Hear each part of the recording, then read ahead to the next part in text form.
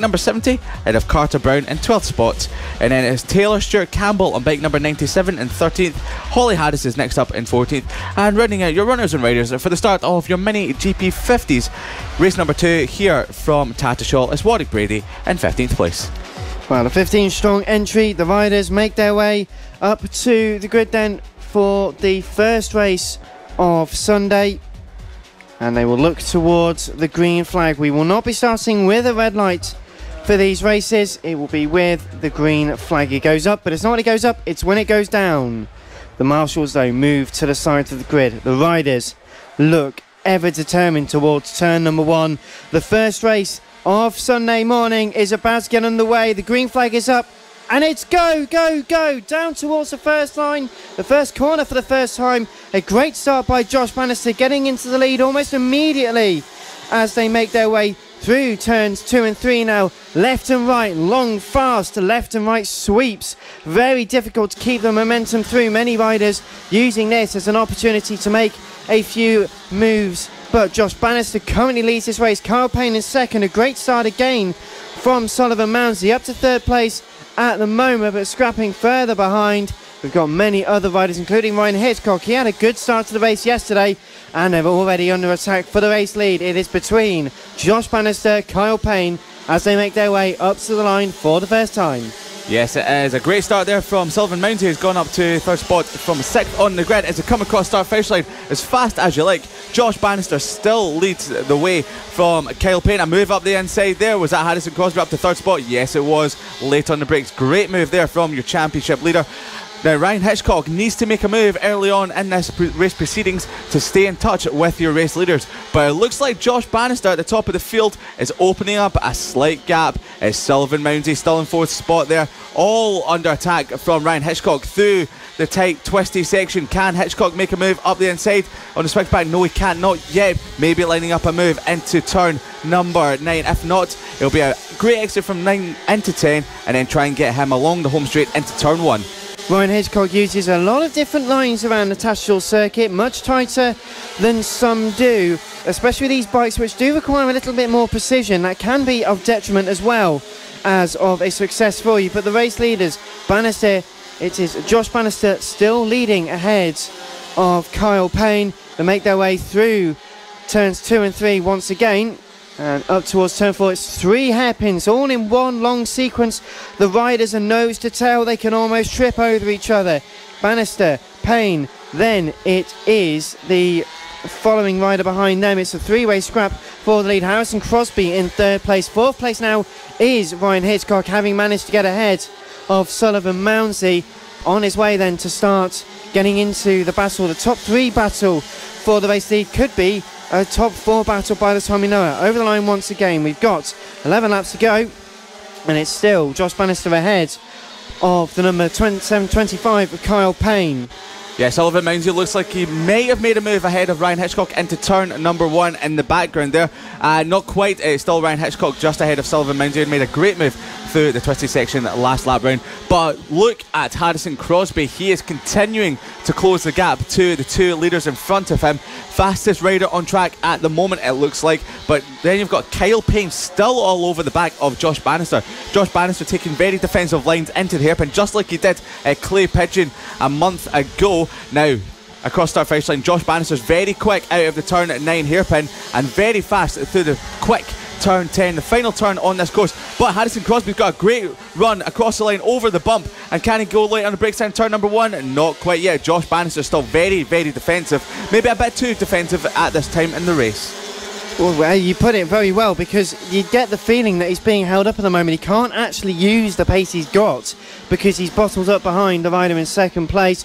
Trying to go side by side into turn number 4, around the outside into the left-handed hairpin. Not much chance there at the moment, but certainly signalling that he's eyeing up a move. But Ryan Hitchcock is now closing into the battle for the race lead. A 4-way scrap, therefore, for the race lead, heading up towards the final few corners. Once again, we've got 9 laps to go. Bannister still leads this race ahead of Kyle Payne, and Harrison Crosby, the man with the fastest lap, ahead of Ryan Hitchcock and Sullivan Mounsley. That's your top 5 as it stands at the moment. Lucas Brown is in 6th ahead of Ronnie Harris.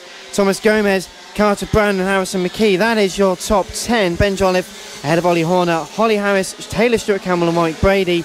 That's the top 15 runners and riders as it stands at the moment. Now we had Kyle Payne taking a long look over his shoulder. That's made him drop back from Josh Bannister at the moment. Now this is a chance for Harrison Crosby to make his move. Well, it looks like Kyle Payne is ruffled a little bit, but look who's in fourth there. That's Ryan Hitchcock. He's closing up. Oh, a bit of a mistake there from Payne. Can he make up the inside? Crosby up the inside into 8, not quite, running over the curb. This is close stuff from second and third, but as they battle away, they're letting Bannister increase the gap at the front of the field. Now he's got a great run through the fast turn 10, down the home straight once again to start another lap. Late on the brakes, not quite. Josh Bannister still going defensive. He doesn't seem to know he's got a bit of a gap back to Kyle Payne in second, but as they battle away, we've still got Ryan Hitchcock on bike number 43 in fourth spot, continuing to close the gap. Now this four have pulled away from Sullivan, Moundy and of course Lucas Brown in 5th and 6th position, but after Kyle Payne has seemed to sort himself back out, he's catching back up with Josh Bannister once again. And it's 4 for the race lead now. Ryan Hitchcock is on the back of this train, really, a 4-rider machine at the moment, heading in towards turn 9, the penultimate corner, the very tight right-handed hairpin. We've had a rider gone down at turn number 4. They're up and off the bike, walking back. They seem to be all right, so it's just a potential tumble for them. But as we make our way into turn 1, once again, under attack, number 2 in number 1 position. Josh Bannister leads this race at the halfway mark. Kyle Payne still second. Third place for Harrison Crosby. Confirmation of the number 98, Thomas Gomez, out of this race. Was the yellow flag at turn number 4. And if there is a yellow flag at turn number 4, that's going to prohibit overtaking in that particular section, making sure the riders bunch up again. The top 3 just ahead of Ryan Hitchcock, a machine length or 2 behind, but that's just enough to take the pressure off. Josh Bannister using a multiplex of lines at this point, trying to defend every which way, really tight, really wide. None seem to work. He just doesn't quite have the pace to gap them, but is staying ahead. Over the line once again and down towards turn number 1, and now it's Kyle Payne having to defend from Harrison Crosby, still with the fastest lap. They're nowhere near their fastest times at the moment as they make their ways through turns 2 and 3, Liam. Yes, Dan, and the laps have decreased ever so slightly. They're now into the 48, but it was Ryan Hitchcock there who's used up a lot of his tyre to catch the 3 leaders who was back into the 48.3s. So he's lost a little bit of time now with 4.5 laps remaining of this mini GP50 race. But as I say that, Ryan Hitchcock is closing the gap to leaders again, so it must have been a mistake on the previous lap, but he looks like he's pushing hard. Kyle Payne late on the brakes into turn 9, a little bit wide, just sizing up a gap to see if he can pass Josh Bannister as they head down the straight back into turn number 1. Late on the brakes once again. Can Crosby make a move up the inside? No, he can't, but look, Kyle Payne, he had to lift up a little bit. Round the outside goes Hitchcock. Crosby, sorry, not quite doing it just yet as they come through the back markers. Could this give a chance to Crosby? Payne's wide up the inside. Has Crosby made a move? Not yet, but can he make it into turn number 4? Not quite. There's not the space to make the move. The pace wasn't there. They caught the other rider in this race just at the wrong moment, and now Josh Bannister's been unsettled. Kyle Payne having to look right around the outside, coming into turn number 7.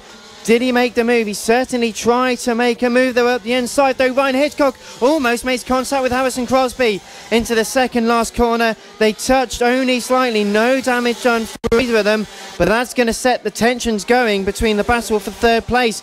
That's also unleashed Josh Bannister and Kyle Payne to have a bit of a scrap on their own through turns 2 and 3. Left versus right, really having to move the bike over. A very physical movement as they make their way up towards the infield. Once again, we've only got 2 3/4 laps to go. The race leader is Bannister ahead of Kyle Payne. Third and fourth is still under attack. Once again, Ryan Hitchcock's going for the inside line, tries to make it on Harrison Crosby. Crosby runs wide, right around the outside at turn number 7, and through has gone Ryan Hitchcock with more mechanical grip.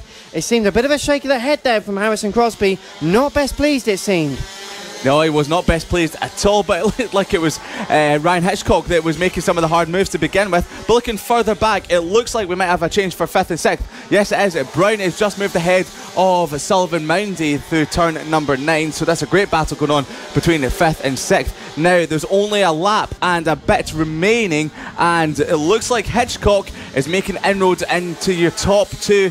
Bannister's got a bit of a gap on Payne. Payne has a little bit of a gap on Hitchcock, but through the tight and twisty section of this track, again, it looks like Hitchcock on the number 43 bike has closed that back up and have dropped Harrison Crosby. Well, dropping Harrison Crosby is not going to be happy with that. He needs to get his head back into the game, but as we get ready to start the final lap through the penultimate corner, number 2, Josh Bannister leads heading on to the final lap. Kyle Payne in 2nd, Ryan Hitchcock in 3rd.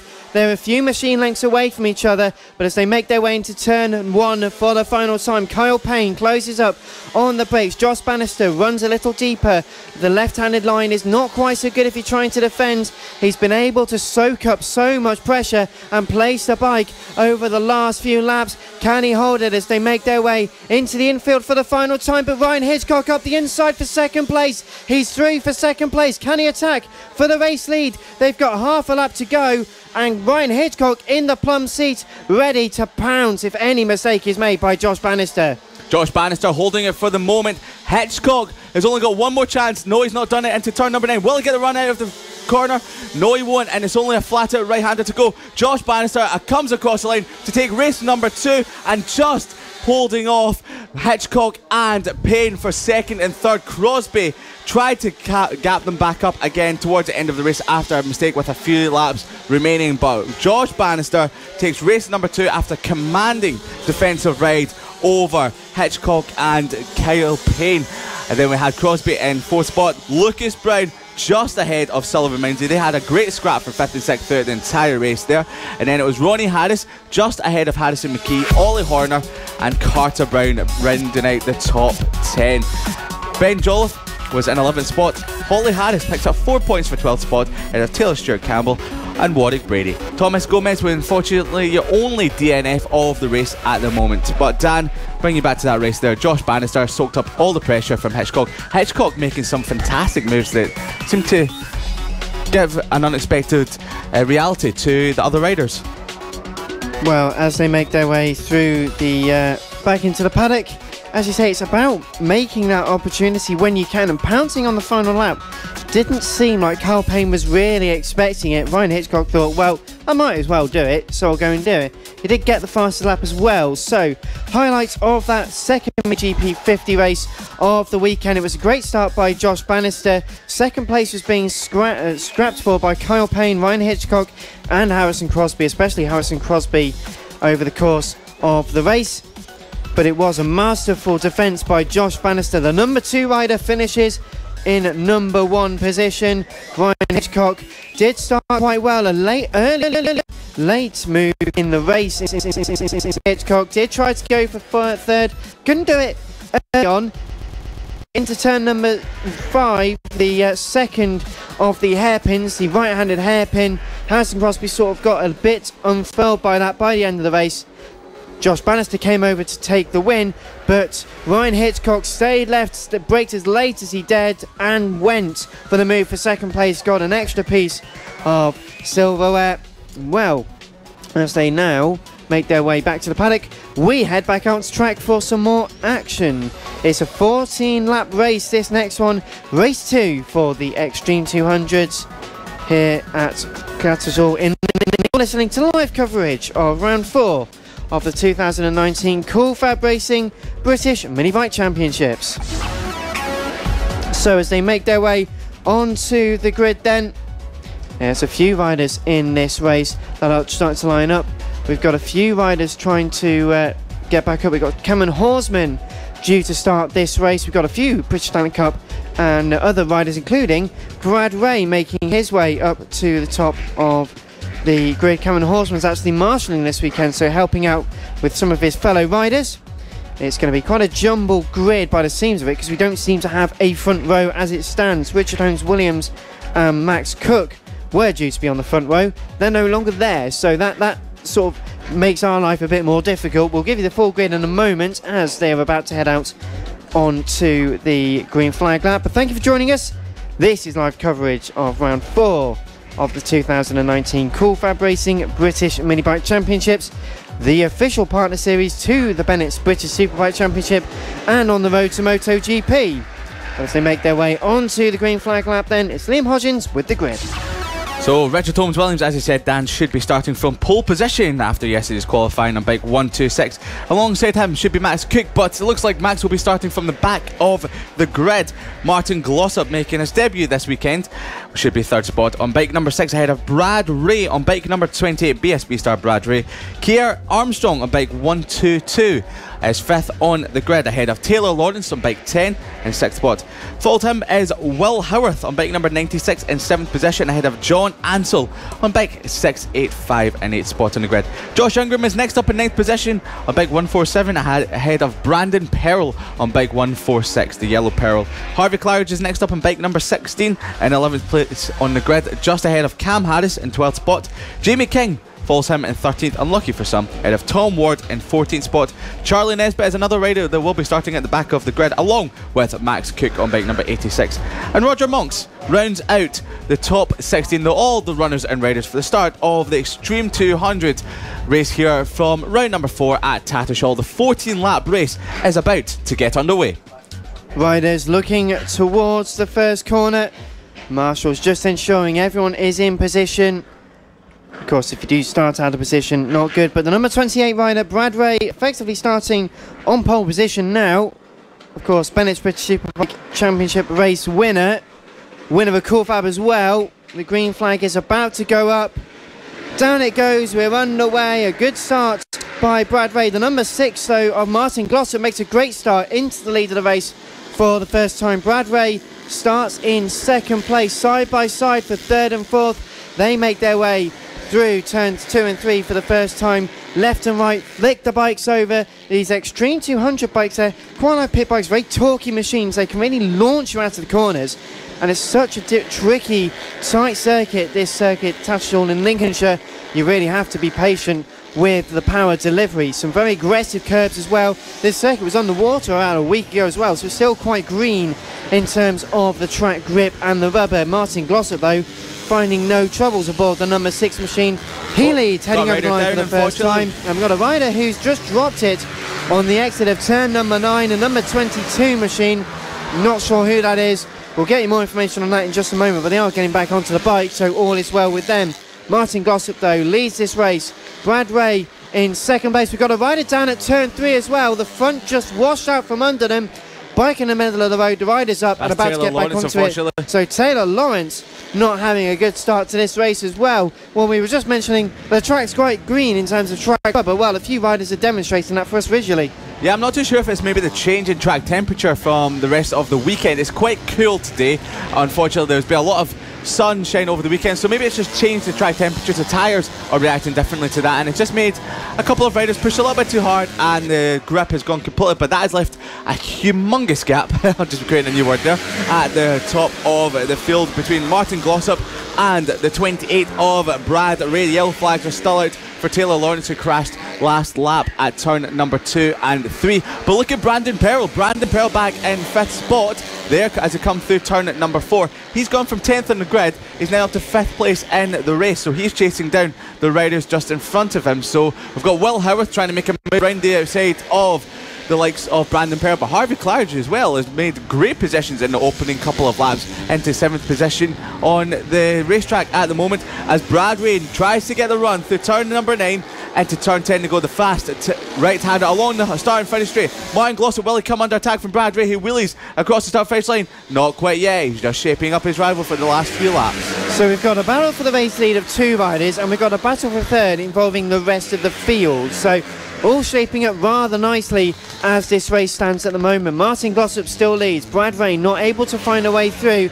3rd place is John Ansell aboard the 685 machine. Josh Ingram in 4th place. They've been scrapping the last few laps. Brandon Pearl, as you mentioned a lap ago as well, Liam, still up there in 5th place ahead of Will Howarth Harvey Claridge and Cam Harris your top 8 ahead of Jamie King and Charlie Nesbitt, with Max Cook, Tom Ward, Kier Armstrong and Ian Jackson the other runners and riders in this race.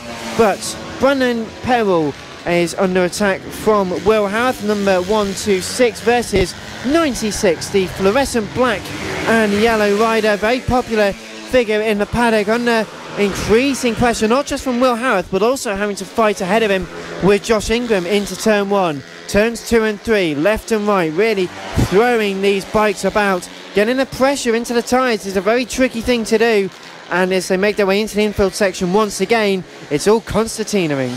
John Ansell in third spot there, who is of course the uncle of Blake Ansell, a very popular rider around the FAB-Racing paddock. Now back to the battle for first and second is Brad Ray, still in second spot. The Ben's British Superbike rider wheeling across the start finish line once again. There's a bit of a bump as they come over the start finish line there, which really lifts the front wheel up. It looks like Brad Ray's just pulling wheelies for fun out there. But as Martin Glossop leads the way, Brad Ray is going to try and find a way past this rider because he's showing great speed, great turn of fortune for the riders. No, that's the first race weekend of him this weekend. But looking back to battle for third, fourth, fifth and sixth, the gap seems to be opening up ever so between John Ansell, Josh Ingram, Brandon Perrell and Will Howarth, who is giving Brandon Perrell a lot to think about in this race. Well, there's a bit more breathing room for them at the moment, but they're still coming under increasing pressure. 3 laps completed, 9 to go in this second Extreme200 race of the weekend. Change almost for the lead going into turn number 1. Brad Ray left it extremely late, but couldn't make the move. Remains in second place. Martin Glossop doing a brilliant job, we must add, to defend from the number 28 rider with the fastest lap at the moment. The battle for third, fourth, fifth and sixth continuing. Ansell ahead of Ingram. Josh Ingram is the number 147. Brandon Perrell and Will Howarth still scrapping away, but third place is the one that's extremely close between John Ansell and Josh Ingram. Into turn number 4, the first of the hairpins. Left, right, then left again. You've got to really try and throw the bike over without putting too much power down, getting a bit of a wheel spin, causing yourself a tank slap, and that's going to be the challenge. Over the line again, the race leaders, and it is with 5 laps to go. Martin Glossop with the new fastest lap, 45.288, 3/10 ahead of Brad Ray. Great lap time there from Martin Glossop as he comes under increasing pressure from Brad Ray, who tried to make a move into turn 1 the last time round there. So can Brad Ray find a way past the debutant for this weekend, Martin Glossop, who, if been speaking to people around the paddock, says he's a very quick and talented rider and should have gone places, but he's shown that he really should have gone places ahead of a BSB racer who'll be racing at Knockhill next weekend aboard his Bennett's British Superbike Suzuki. We've got a rider pulled off the track at the exit of turn number 4. I'm not too sure who that may be. Harvey Claridge, the number 16 rider. I believe you're right. It looks like Harvey Claridge has pulled off the edge of the circuit. Not sure if there was a bike issue there that he's pulled off the circuit for, or if he nearly tagged the back of another rider. But that's unfortunate there for the young rider there. That's Harvey Claridge. But come back to the top of the field. It's still Martin Glossop leading the way. A bit of a gap between himself and Brad Ray. Well, it's been consistently 3/10 for the last, 5 or 6 laps in all reality. Martin Glossop just got enough in his pocket to hold off Brad. And there again, Brad may well be keeping quite a lot in reserve. You would expect that to be the case. Into the hairpins once again for the battle for third, fourth, fifth and sixth. Still Ansell ahead of Ingram, Perrell and Howarth. They're still nose to tail. Will Howarth giving increasing pressure onto Brandon Perrell, 2 regulars in our paddock. But over the line again, Martin Glossop and Brad Ray. It's 0.4 of a second now.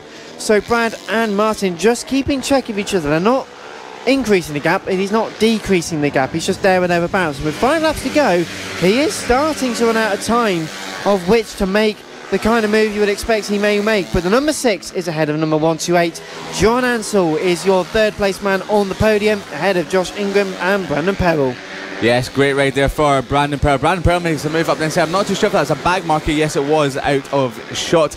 And it's, of course, Brad Ray still chasing down Martin Glossop. There's just 4 and a bit laps remaining of this Extreme 200 race from round number 4 here at Tattershall. The gap at the front just seems to be eking out ever so slightly. A couple of hundreds here and there, but but it looks like Martin Glossop still has this race under control for the moment as we look back out of the commentary box window, and of course the battle for 3rd, 4th, 5th and 6th is still embroiled. A bit of a gap opening up. John Ansell holding that 3rd spot at the moment, but we've got a change for 5th and 6th. Will Howarth looking up the inside of Brandon Pearl. Yes, Will Howarth is up into 5th position in this Extreme 200 race. Brandon Pearl drops back to 6th spot, but still a great ride from the Yellow Peril. And of course we've got maybe a move for the lead between Brad Ray and Glossop. Not quite yet, but Brad Ray has definitely closed the gap back to the race leader. And it's another contrasting element where Brad's got great traction out to the final corner, heading up towards turn number 1, looking to the inside, can't make the move on this occasion.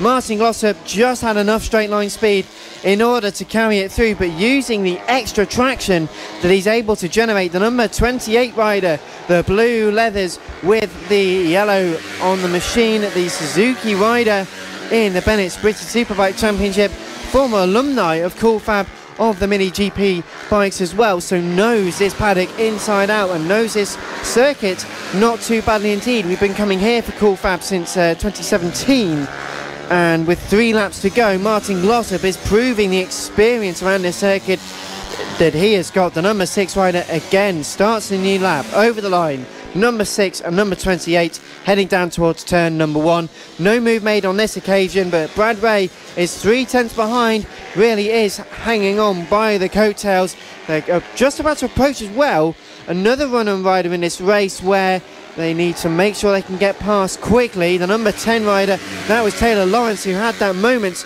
a few laps ago, and that's going to prove quite the challenge indeed. Through the 2nd and the 3rd hairpins, the infield section is so tight and twisty, you don't want to make a mistake, and Martin Glossop just catches him at the wrong time. They're about to go up the inside into the penultimate corner. He looks over his right shoulder to Taylor Lawrence. He points him through. They both go through, but maybe Brad was held up slightly, but that sets us up perfectly to start the final lap of this race. Brad Ray looks up the inside, going into turn number 1. He goes for the race lead. He's up the inside on the curb. He's made the move stick. So into turn number 2, he pounces when the moment was right, and not a moment more, into turn number 2. And Bradley Ray, the number 28 rider, leads this race with half a lap to go. But Martin Glossop fighting back. The number 26 couldn't make it through on the inside at the first hairpin. Yeah, great riding there from Brad Ray and Martin Glossop. Can Glossop nearly tags the back of Brad Ray as he goes for a move into turn 7. That's opened up the gap at the top of the field. Brad Ray looks like he's got this covered through turn number 9. That was the last of the overtaking opportunities. Brad Ray looks behind him. Last lap, coming across the line, final turn. Brad Ray wheelies across the line, takes the race win ahead of Martin Glossop. Great riding there from both riders, pushing hard, showing each other a lot of wheel up their side. Back to the battle for 3rd, 4th and 5th. It looks like Will Howarth has made a move into 4th spot. Yes, he has.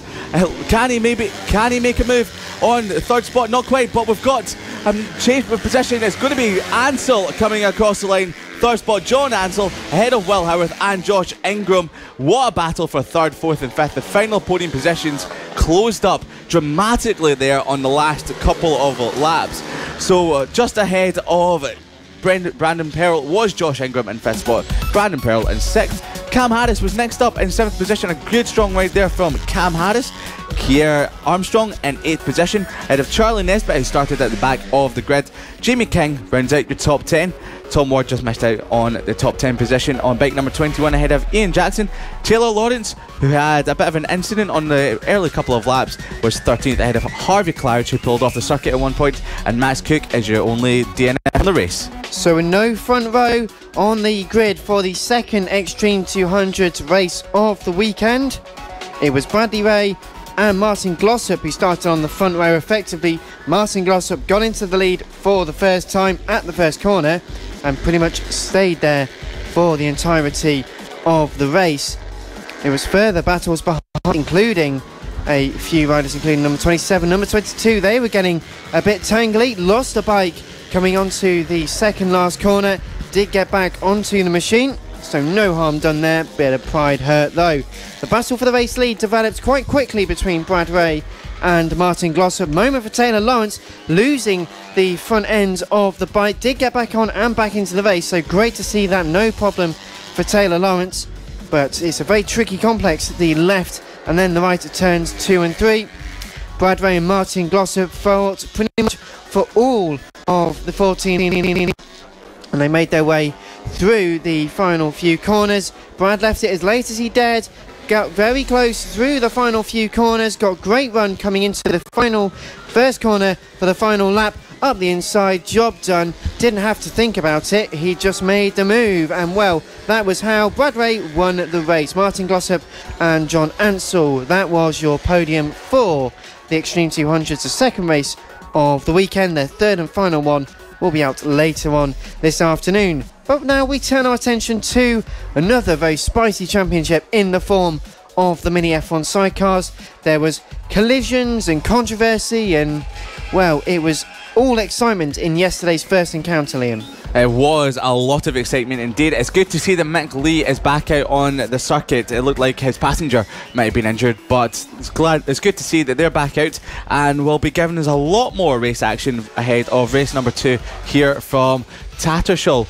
Now, of course, it was your championship leader Mick Lee retired with a number of laps remaining after they led the early part of the race, but they will be going from the pole position once again on the grid. So can we see maybe Jack Walters pick up his third win of the season, or will Mick Lee regain the stronghold of the championship? Well, all will be told in just a few moments. There's no green flag lap for this. Thank you for joining us. This is live coverage at round 4 of the 2019 Cool FAB-Racing British Mini Bike Championships. They look to the grid then. We're underway with this race. It was Mick Williams and Jack Walters from the front row. Mick Lee, though, bullies his way into second place into the first corner for the first time. So Mick Williams leads ahead of the number 44 and Mick Lee side by side again, with Jack Walters running right over the grass.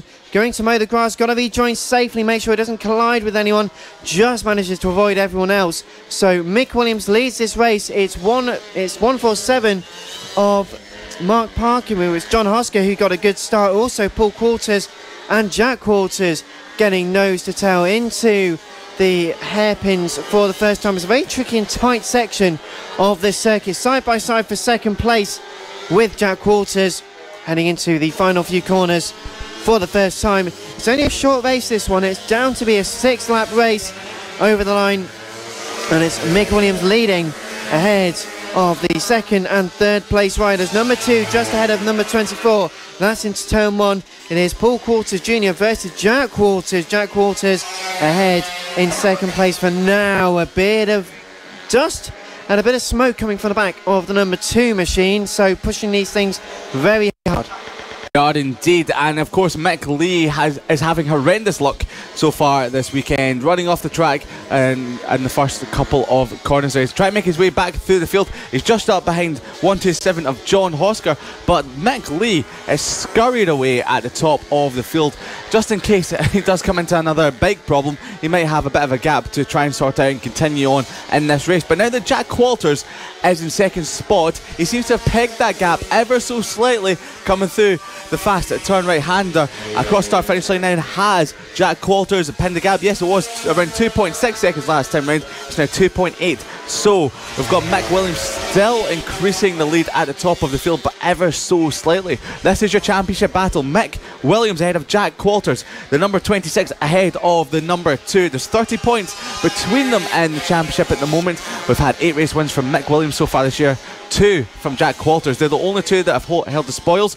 In third spot is Paul Quarters Jr., who picked up second position yesterday ahead of Mark Parker, who was third in yesterday's race. Mick Lee, after his early off-track excursion, is in 5th spot ahead of Simon Ibbotson, John Hosker in 7th, and Russell Morgan rounds out your runners and riders. Great to have Russell Morgan back out in the race at the moment. Fight going on between John Hosker and Simon Ibbotson. They make their way up towards the final 2 corners. It's going to take a brave move to go up the inside this early into the race, and the bright blue machine of the number 46 remains ahead of the yellow 127. Mick Williams extending his advantage on that lap to 3.2 seconds. We've got 4 laps to go, so not too long in this race to go. 51.7 was the lap time for Mick Williams. Jack Walters and Paul Quarters Jr., they're still about 3 seconds adrift of each other.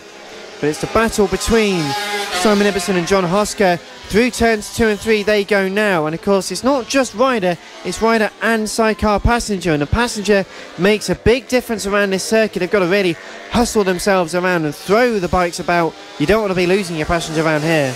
No, you don't indeed, and we've had some people lose a passenger so far this season, and of course yesterday as well, with Russ Morgan losing his passenger with a couple of laps remaining. But there is a battle going on for 4th position. Mick Lee has caught the bag of Mark Parker as they come across start finish line, through a commentary box window, and Mick Lee has moved up into 4th position. He's got 2 and a bit laps remaining. Can he catch the bag of Paul Qualters Jr.? There's about a 7/10 gap in the lap times, with a big lead of about 3 seconds between them, so I doubt that'll happen, but you never know what's going to happen in motor racing. You definitely don't, and John Hosker knows that as well. Was fighting and is now ahead of Simon Ibbotson for 6th place. So the number 127 almost getting collided with by the number 46 into turn number 3. It's only 3 laps to go, so 3 laps to go, well 2.5 laps now to go for those riders. 2 laps to go for Mick Williams, the race leader, making their way through turn number 2. But they don't seem to be going round quite as quickly as they do sometimes. They're just about to put a lap on Russ Morgan, so Mick Williams about a lap and a half to go. Jack Qualters still second, Paul Qualters Jr. in third, 4th for Mick Lee ahead of Mark Parker. That has been confirmed on our timing screens. Then it is John Hosker ahead of Simon Ibbotson, and it is in fact a bit slower on that last lap for the number 46 of Simon Ibbotson. It was a 58 second lap, I believe, that last one. Russ Morgan also getting a lap put on as well. Yes, it looks like Russ Morgan was the one that was going a little bit slow there, just moving out the way of the leaders as they were coming around to lap him there. But it's going to be the start of the final lap of the race for Mick Williams, a commanding race from our championship leader. Will he be going on for his 9th win of 11? It looks like he's on his way to doing that now. Mick Lee is trying to catch the back of Paul Qualters Jr. There's only about a second in it. Coming across start finish line now. 3rd and 4th will be embroiled in a big battle towards the end of the race, but we're looking at our man in commanding position, Mick Williams, through the infield section of the circuit, and of course this man will be increasing his championship lead to 35 points. Coming into this race it was 30 points. Jack Qualters will be finishing in 2nd position in this race so far, so commanding the last couple of corners on the circuit through turn number 9. A bit of a power slide there, showing off the celebrations a little bit early. Don't put it into the tyres there, Mick. So coming across start finish line, it's going to be Mick Williams taking the checkered flag. That is 9 wins from 11 races so far this year. Coming across the line for 2nd is Jack Qualters, and Mick Lee right behind Paul Qualters Jr. coming through the final corner out of a commentary box window. Will it be Mick Lee? Will it be Paul Qualters Jr.? As Qualters Jr. takes it, Mick Lee runs off the grass there, mowing some of the daisies down as it happens, but it was a close battle there between Paul Qualters Jr. and Mick Lee, and John Hosker comes across the line in 5th spot. It was Russell Morgan in 7th, and Simon Ibbotson will be in 6th position in this race. In actual fact, it looks like it was Mark Parker came across the line in 3rd spot, not Paul Qualters Jr. Well, we'll try and find out what happened to Paul Qualters Jr. on that last lap. Just over the line now for the number 46 of Simon Ibbotson. So it was a good race there for Mick Williams, winning by 6.2 seconds on that last lap. Jack Qualters 2nd ahead of Mark Parker. What a run though from Mick Lee, despite going over the grass on lap 1. Certainly gave it a good attempt to make up some ground. Going over the grass at the end of the race is not going to help at all though. And with the rest of the racing, here we go then.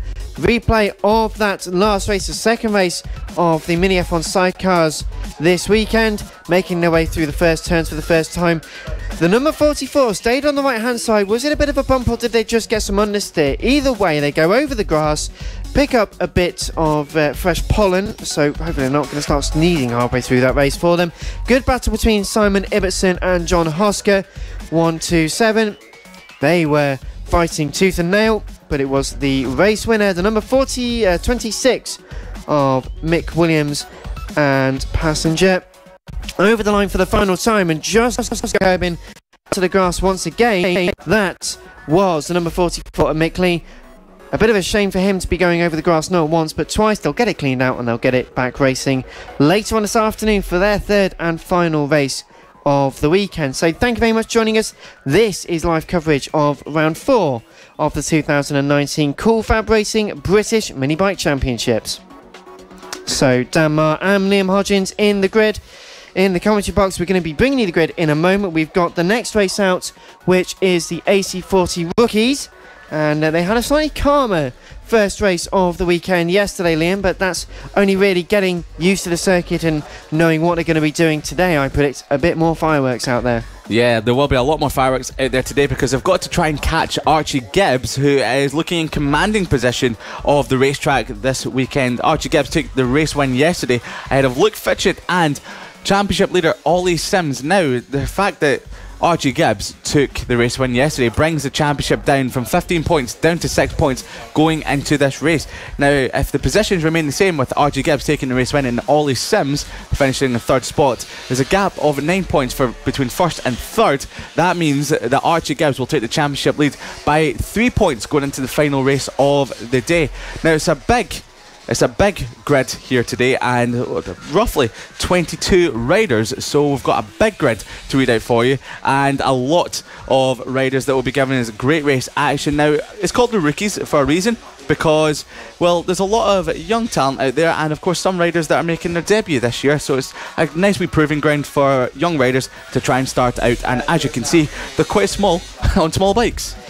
Well, they are the first riders. They are on the first ladder, the first bit of the ladder for the Road to MotoGP and the official partner series to the Bennett's British Superbike Championships. Many of our riders have gone on to the likes of the British Talent Cup or European Talent Cup. They've gone to race in Spain to go and prove themselves over there, or even racing in the UK in MotoStar and in other championships like that, just to get that experience, and have gone on to great things, such as Danny Kent, one of our many former riders. Brad Ray returns to us this weekend for a bit of fun after his racing in the Bennett's British Superbike Championship. But the green flag lap is go for the second AC40 Rookies race of the weekend, and it is Liam Hodgins with the grid.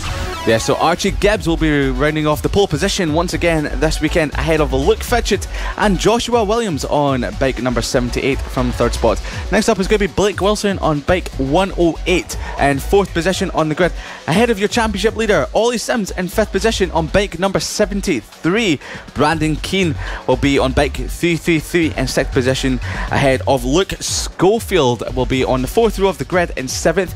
William Harris is next up in eighth spot ahead of Marco Holt on bike number 58. Casey Spady on bike number 20, the same font as Fabio Quartararo in MotoGP in 10th spot. Archie O'Brien in 11th ahead of Wilson Dilks, will be in 12th spot on the grid on bike number 85. Jacob Stevenson on number 67, and then next up is Harry Payne in 14th position on the grid. Number 42 of Thorley Trevorrow in 15th spot ahead of Max Wilson on bike number 33. Arnie Carr on bike 83 in 17th spot on the grid. Bailey Lawrence in 18th position ahead of this race, ahead of Callum Maxwell on the 10th row of the grid, 19th. Roman Ratcliffe in 20th spot ahead of Chloe Sewell on bike 101. And rounding out the runners and riders for the start of this AC40 Rookies race number 2 is Eddie Carter on bike 46.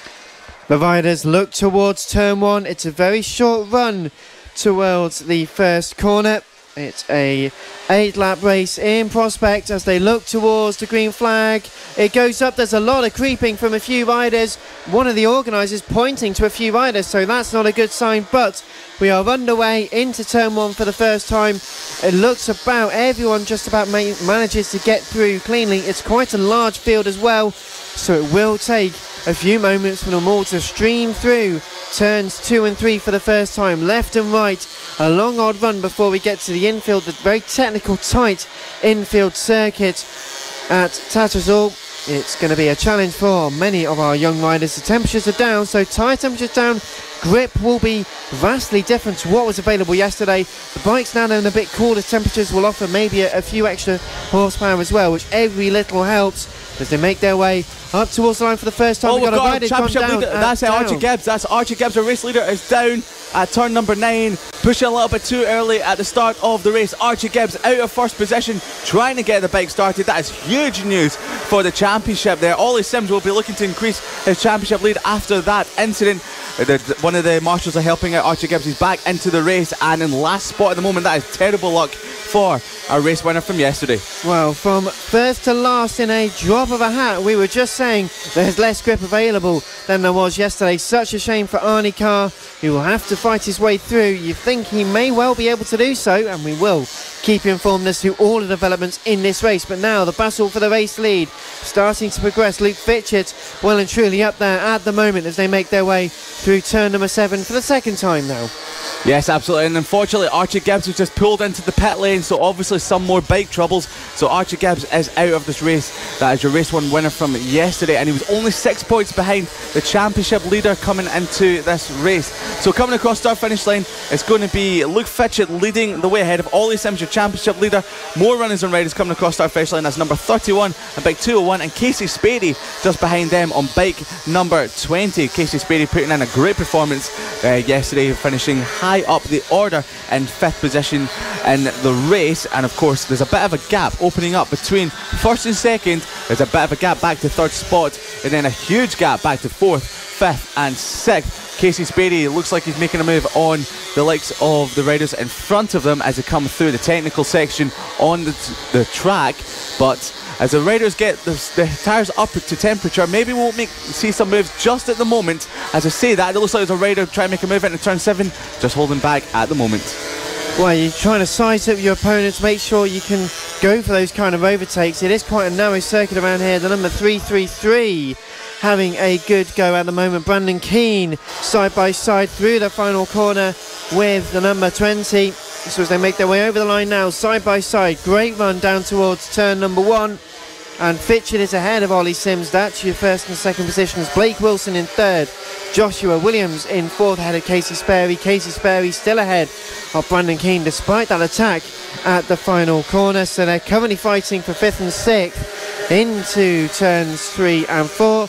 The yellow and white bike of the number 20 contrasts greatly with the dark black and red number 20 machine. So Casey Sperry well and truly in the mix.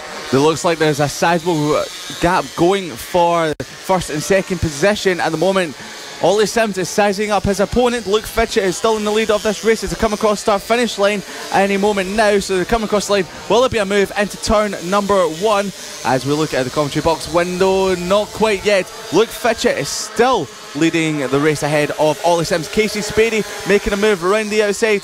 What a move that is, carrying the corner speed through the flat out turn. Oh, we've got a rider toppled over into turn number 1. There's a rider hard on the brakes just behind Casey Spady there, but Casey Spady is still all okay. So the rider is not too happy. It looks like he's taking it someone else at the moment, but we'll look at the battle for 1st, and of course it's still Luke Fitchett racing ahead of Ollie Sims. Red flag. And the red flag has come out for that incident at turn number 1, Dan.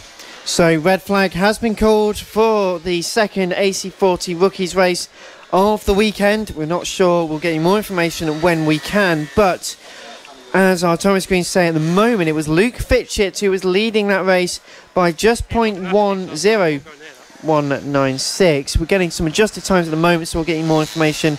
At the moment, Fitchett and Ollie Sims was turning into a good battle. Unfortunately, riders seemed to just lose the front end going into turn 1, but we will get you some more information as to that in a few moments' time. But thank you for joining us. This is live coverage of round 4 of the 2019 Cool FAB-Racing British Mini Bike Championships. We're at Tattershall in Lincolnshire. Thank you for joining us on social media. Please do get in touch on social media. Let us know who you're supporting, who you're following over the course of the weekend. Keep sharing, keep letting us know all your great comments and feedback over the course of the weekend. And it's great to know who you're supporting over the weekend as well. Any messages of support as well, we'll try and get a few of those run out when we can. But as the riders head back to the paddock for a few moments, we will get a quick highlights package so far. We had 4 laps into that race, 3 or 4 laps into that race. So even though it hadn't had too long in terms of distance, it was still quite interesting to have that. So we're getting informed that the rider is up onto his feet. So that's the latest news we've got for you. But highlights now coming up of the AC40 Rookies. may well get the session restarted in a few moments' time. But as they got on the way off the grid for the first time, a few riders getting side and almost a bit of contact into turn number 1. A few riders having to find a bit of space in the session. Then Archie Gibbs drops a bike. That was the end of his race. He got back to the paddock and that was that. So from the lead of the race right to the very back of the field, that's costly and vital championship points that we needed. Heading into turn 1, a few riders further down, Casey Sperry as well as the number 333 of Brandon Keane, all getting involved in a great battle. Heading into the infield, making a late move up the inside at turn number 9, but losing out of the corner. And the riders getting prepared. It looks like Archie Gibbs is going to restart this race, so we could well have him back at the start of this race. We're not sure as to what the distance will be or anything like that. We will keep you informed as and when we get the information, so thank you for bearing with us at the moment. And I'd just also like to say a big thank you to all of the marshals and all of the medics for their hard work and support. And they're apparently we're getting a bike recovered now, so we will keep you informed as that. But big thank you to all of the marshals and all of the medics for your support over the time. It's without you guys we simply couldn't go motor racing, so thank you. Now we've got a replay of the incident now, heading into turn number 1 into the braking zone. Was it over bump? Yes, it was over bump. Maybe over braked the front wheel, and that just tippled the bike over him, Liam. Yes, it looks like it was. It's quite bumpy going into that turn number 1, so maybe just a bit too much maybe too much of a grab of the front brake going into that corner there, but going over the bumps it is a little bit tough. But thankfully the rider is up and okay. The number 10 there of William Harris going over the top, so thankfully the rider's up and okay, and that's the main thing here, Dan, because obviously we're here racing and motorsport is fast, but we've got a great medical team here. The marshals are doing a fantastic job, and of course the riders are trying their absolute best to impress and get great results in. But with every incident, it's good that we've got, of course, lots of fantastic facilities to accommodate that. Some great facilities, some great action here from Tattershall in Lincolnshire, round 4 of the 2019 FAB-Racing British Mini Bike Championships. We will be bringing you some more racing action in just a few moments' time. Thank you for joining us. This is live coverage of the 4th round of the championship. We do visit Tattershall twice this season, much as we did last season. We'll be coming here for the end of season race meeting as well, and that then adds another dynamic when you've got the nice cold weather and all the championship battles to really think about. But we do look forward to coming back to the Lincolnshire circuit in a few months' time. But speaking of circuits we're going to be going to next, I believe Lyd will be the next round. That's one we've not been to for a few seasons, and that'll be, especially for the rookies, will be a completely different experience for them. Yeah, not just the rookies, but many riders in all categories as well. Maybe even some of the riders that are higher up in the championship from the GP50s and 70s. If it's a track they've not been to for such a while, then maybe the track they went to their last time they were in the rookies. So it's a little bit different for all the runners and riders, and of course it's a learning experience for everyone. So they might go there. The track might be a little bit different to when it was like when they last went to a few years ago. Well, it's the next round of the championship in a few weeks' time. We certainly do hope to have you there. And we're going to be getting news of a full restart. So we'll get confirmation of that in just a moment. Our producer's just telling us some more information. So, according to what we're hearing, it's going to be a full race restart. So that should be another 8-lap race at the moment. Just a reminder for the rest of the racing this weekend, we've got the Mini GP70s will be the race after this one. We're still waiting to get the AC40 rookies back out on circuit. The Mini GP70s will be out next with the AC40 Pros, the Pit Bike 140 and Moto teams, followed by the Junior LC40 Elite and the Senior Minimotos. Highlights of the first Mini GP70 race of the weekend now. And it was a great start by everyone. Good tricky battles by a few riders as they made their way through the Lincolnshire circuit. Saf Watley unfortunately having bike problems, getting very furious, thumping the bike, hopefully getting it out and getting it fixed for today. Through turns 2 and 3, left and right. It was a great start between James Cook and Evan Belford. They fought all the way through the race. James Cook soaking up a tremendous amount of pressure. So too did Eddie O'Shea. Ryan Hitchcock also involved in the battle for the podium like we had in the Mini GP50s. Battle for the lead got very tight at moments between Cook and Belford. Over the line they nearly touched on a number of occasions. Late move up the inside for Evan Belford for the first time, made it through, got the race lead, almost contact with James Cook, pushed him out wide. Did keep the lead though, did James, just about though. Evan Belford did though reclaim the race lead at some point. Ryan Hitchcock going for second place, coming out of the first corner, in a big moment, almost lost it, shaking his head there, really furious with himself, but he did keep it in. A very good piece of bike control. Bailey Stewart Campbell getting involved as well, but working their way through a few other riders in the race. James Cook was ahead of Evan Belford, did manage to make his way back through, but Evan with the bit between his teeth, he could smell the position. He wanted that race victory so badly. He really likes the Tattershall circuit. Did well here last season, making his way into turn one, once again up the inside, nice and clean, made it through, and it worked. So Evan Belford kept the race lead all the way up to the end of the race and took the checkered flag just ahead of James Cook. Third place went to a few other riders. Eddie O'Shea well up in there. Ryan Hitchcock having a great race.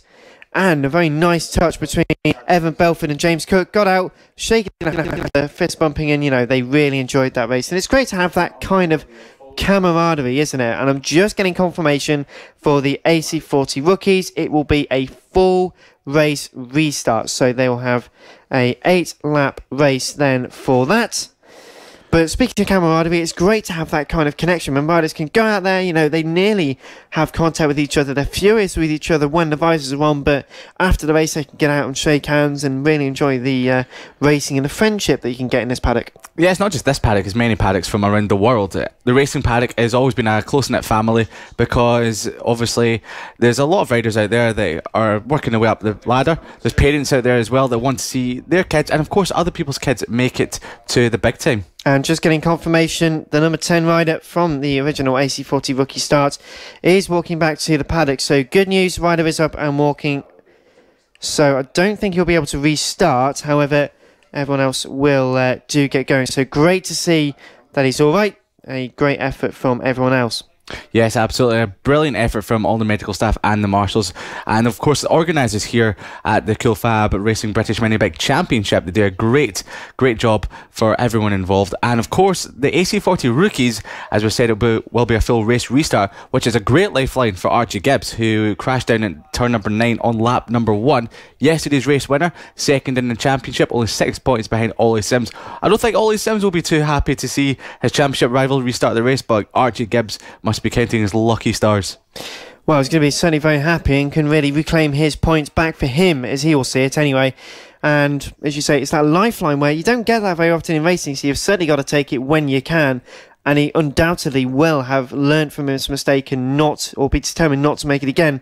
Just as a bit of a thought, looking out the window now, the sun's starting to come out again. It's been overcast all day, and now the sun's starting to beam onto circuit. It's not as hot as it was at the peak yesterday, where it was about 21, 22 degrees. It's apparently 18 degrees, a bit of wind out there, which will make riding more challenging. But now the sun's out, belting down on you into your leathers. You're sat just in the holding area, you can't really move, so you're going to get really quite warm. As a former rider, Liam, how does that sort of affect you, sort of getting a bit of maybe heat stroke in your leathers? Well, to be fair, you do feel it. But as you start the race, there's a lot of air passing through your leathers, and of course, so it gets away. It reduces the heat, so to speak, within the leathers, and of course the headset. And of course, when you've got the visor down, then the only thing you're thinking about is chasing that lap time, chasing the racetrack, and of course not thinking about the heat and everything. So the riders won't be thinking about that at all. Maybe towards the end of the race on the cool down lap, they'll be realising that they're a little bit too warm, but during the race they'll be absolutely fine. Well, adrenaline does very strange things to the human body, and speaking of very strange things, the AC40 rookies, they are about to go back into racing. They're heading up to the grid once again, so everyone makes their way around the grid for the second AC40 rookie race of the weekend. We'll get you the full grid of that in just a few moments' time. Yeah, the interesting thing is, will Archie Gibbs be starting from pole position, or will he be put to the back of the grid after not completing the first start of race number 1? We'll find out in a few moments' time. But I'll just give you a quick rundown of how it was looking for the top 3 after the first start. It was Luke Fitchett who was leading the way, just ahead of your championship leader Ollie Sims and Blake Wilson, 4.8 seconds off the race lead from race number 1. So I'm going to give you a quick rundown of how the grid order should look. It should be Archie Gibbs starting from pole position. Will he be coming through into pole position? Will he be starting from the back of the grid? Yes, he is coming through the field, so he'll be lining up from pole position. A lifeline there for second place in the championship, Archie Gibbs, who's ahead of Luke Fitchett on bike number 96, your early race leader from the previous race. It was Joshua Williams in the 3rd spot. It's going to be Blake Wilson on bike number 108. And of course, Ollie Sims, your championship leader, who worked his way up into 2nd position, will be in 5th position on the grid, heading off row number 3. And then, of course, it will be Brandon Keane in 6th spot on bike 333. Luke Schofield on bike number 64 from 7th spot on the grid. William Harris is next up in 8th position on bike number 10, but that was a rider that went down from the previous race, so we don't think we'll see William Harris back out for this race. Marco Holt on bike number 58 is in 9th position on row number 5, just ahead of Casey Sperry, who worked his way up into 5th spot on the previous start. He'll be heading off place number 10. Archie O'Brien on bike number 91 in 11th, and it's Wilson Dilks on bike number 85 in 12th spot. Jacob Stevenson on row number 7 will be in 13th position on bike number 67. Harry Payne in 14th position on bike number 11. And it's Thorley Trevorrow on bike number 42. He'll be in 15th ahead of Max Wilson on bike 33. Arnie Carr is next up in 17th spot on the grid on row number 9 ahead of Bailey Lawrence on bike number 9 in 18th position on the grid. And then it's 111 of Callum Maxwell in 19th position on row number 10 ahead of Roman Ratcliffe. Chloe Seal on bike 101 in 11th row of the grid ahead of Izzy Carter on bike number 46, the very pink bike. And of course, as you can see on the TV screen, Archie Gibbs will be starting from pole position. He crashed out of the first start of this race at turn number 9 and of course pulled into the pits, but after the restart he will be lining up on pole position once again, which is great for him, Dan. Well, very good news indeed. They make their way towards the grid. The marshals move to the side of the circuit. Number 3 and number 96 look towards the grid from the front row. Archie Gibbs and Luke Fitchett. The green flag marshal just getting into position. Roger Keys himself performing the ever important duty. Green flag goes up. They'll be careful not to creep any further. They are underway now though.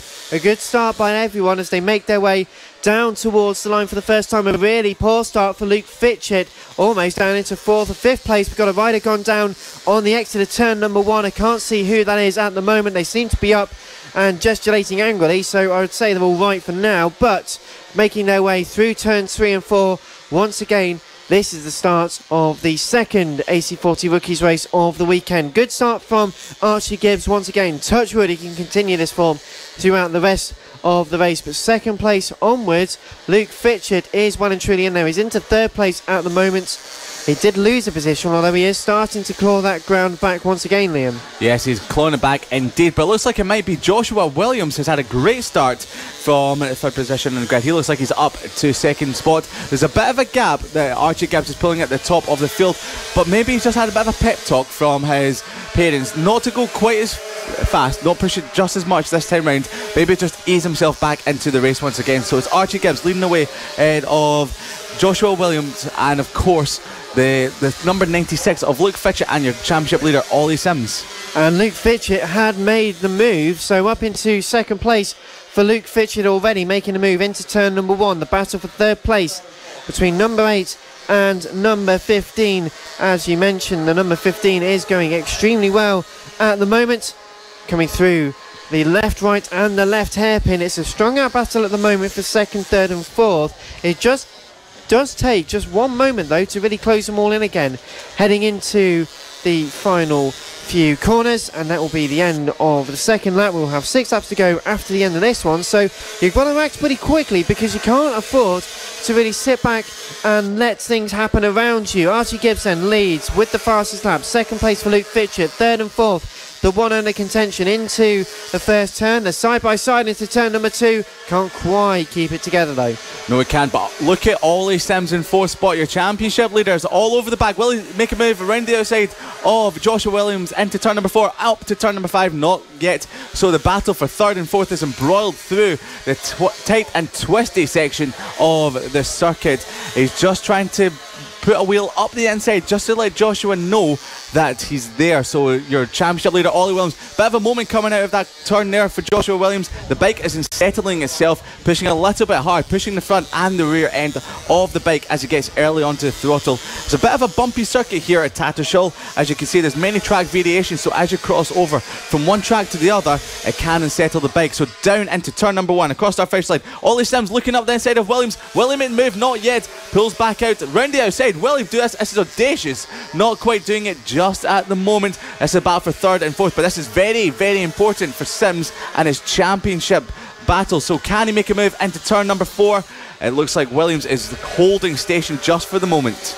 Patience is important. You've got to pick and choose your moments. You can't just go side by side at every corner, because that's going to cost you time, that's going to unsettle your rhythm, unsettle your riders. But 2.7 seconds ahead, Archie Gibbs has just flown off into the distance, has really been given a reprieve with this full race restart. 2nd, 3rd and 4th, still Luke Fitchett ahead of Blake Wilson and Ollie Sims. Ollie Sims running a little deep into turn number 9. It's not really helped his run massively.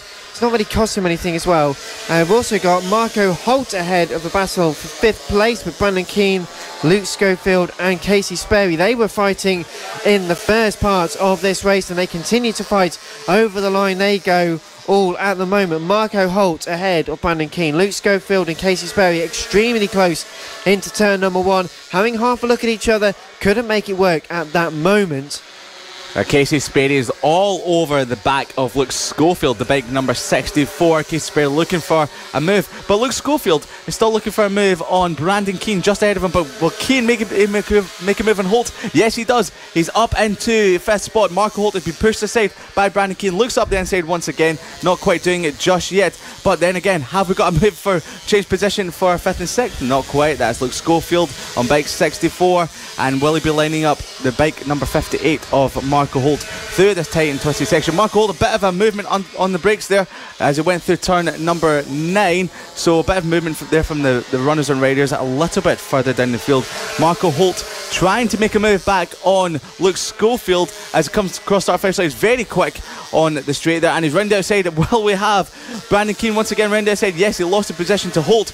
Keane back ahead. Then of course Sperry and it's Luke Schofield further back trying to make a move. So it's changing the ever-changing order of positions for 5th, 6th, 7th and 8th. And Brandon Keane, the number 333 rider, just with an audacious way of letting the brakes off into the braking zone, firing up the inside, just putting on the power and getting back through.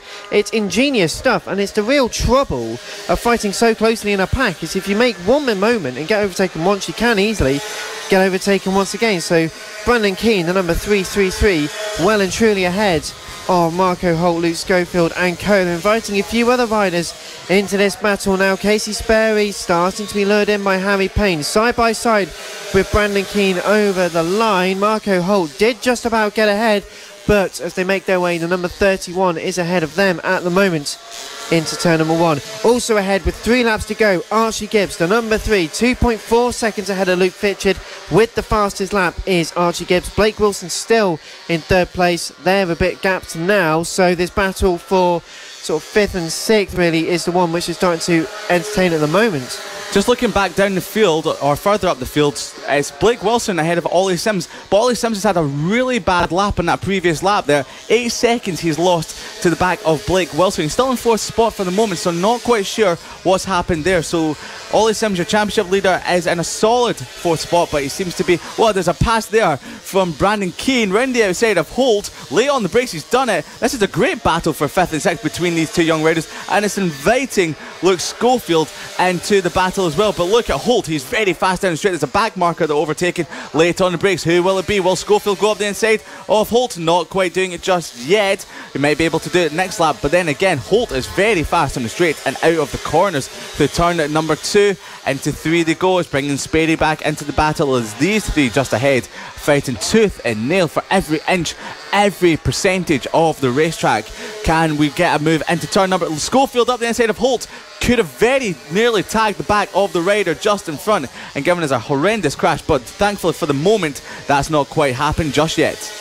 And speaking of just yet, it's just 1 lap to go until Archie Gibbs can take his victory in this second AC40 Rookies race of the meeting. So this is the final lap. The number 3 of Archie Gibbs making his way into turn 2 and 3 now. The infield section, the white rider with the fluorescent yellow fairing on the front is making such a great run for himself. The battle, though, further down, Brandon Keane still just ahead of Marco Holt. They're going to be fighting it out right to their checkered flag, but a third of a lap to go for the number 3 into turn number 7 now.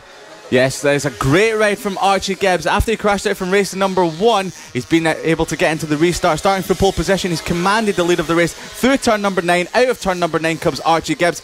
Towards turn 10, the final corner on the circuit.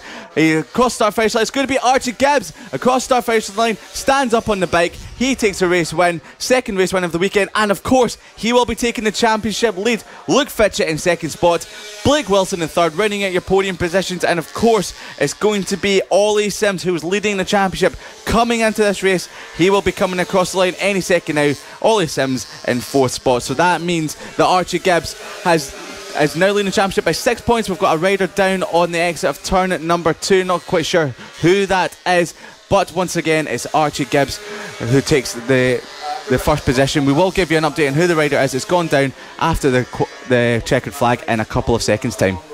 Well, it's Archie Gibbs, the winner of that second AC40 Rookies race of the weekend.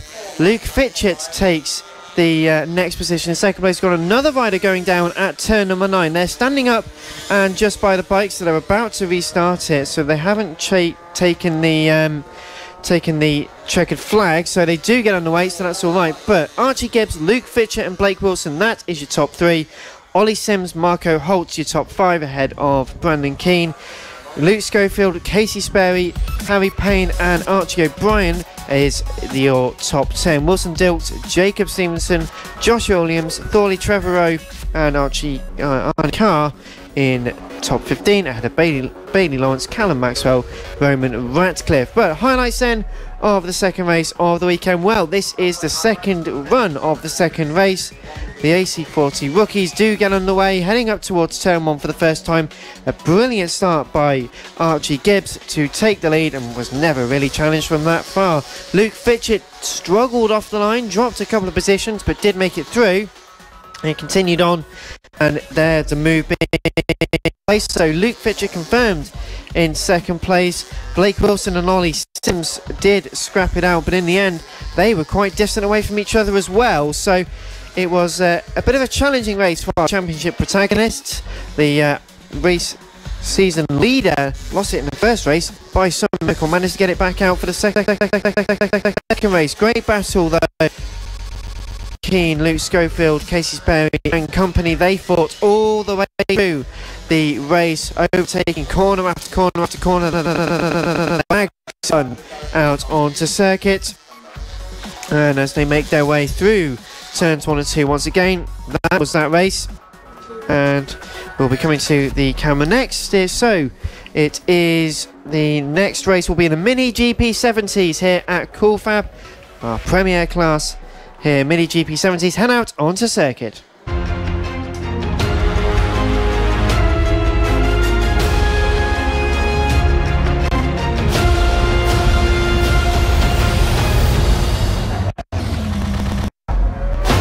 Race 2 of the Mini GP70s head out onto circuit ahead of their warm-up lap. They're just getting the temperature into the tyres, making sure they know exactly where the grip is around the circuit.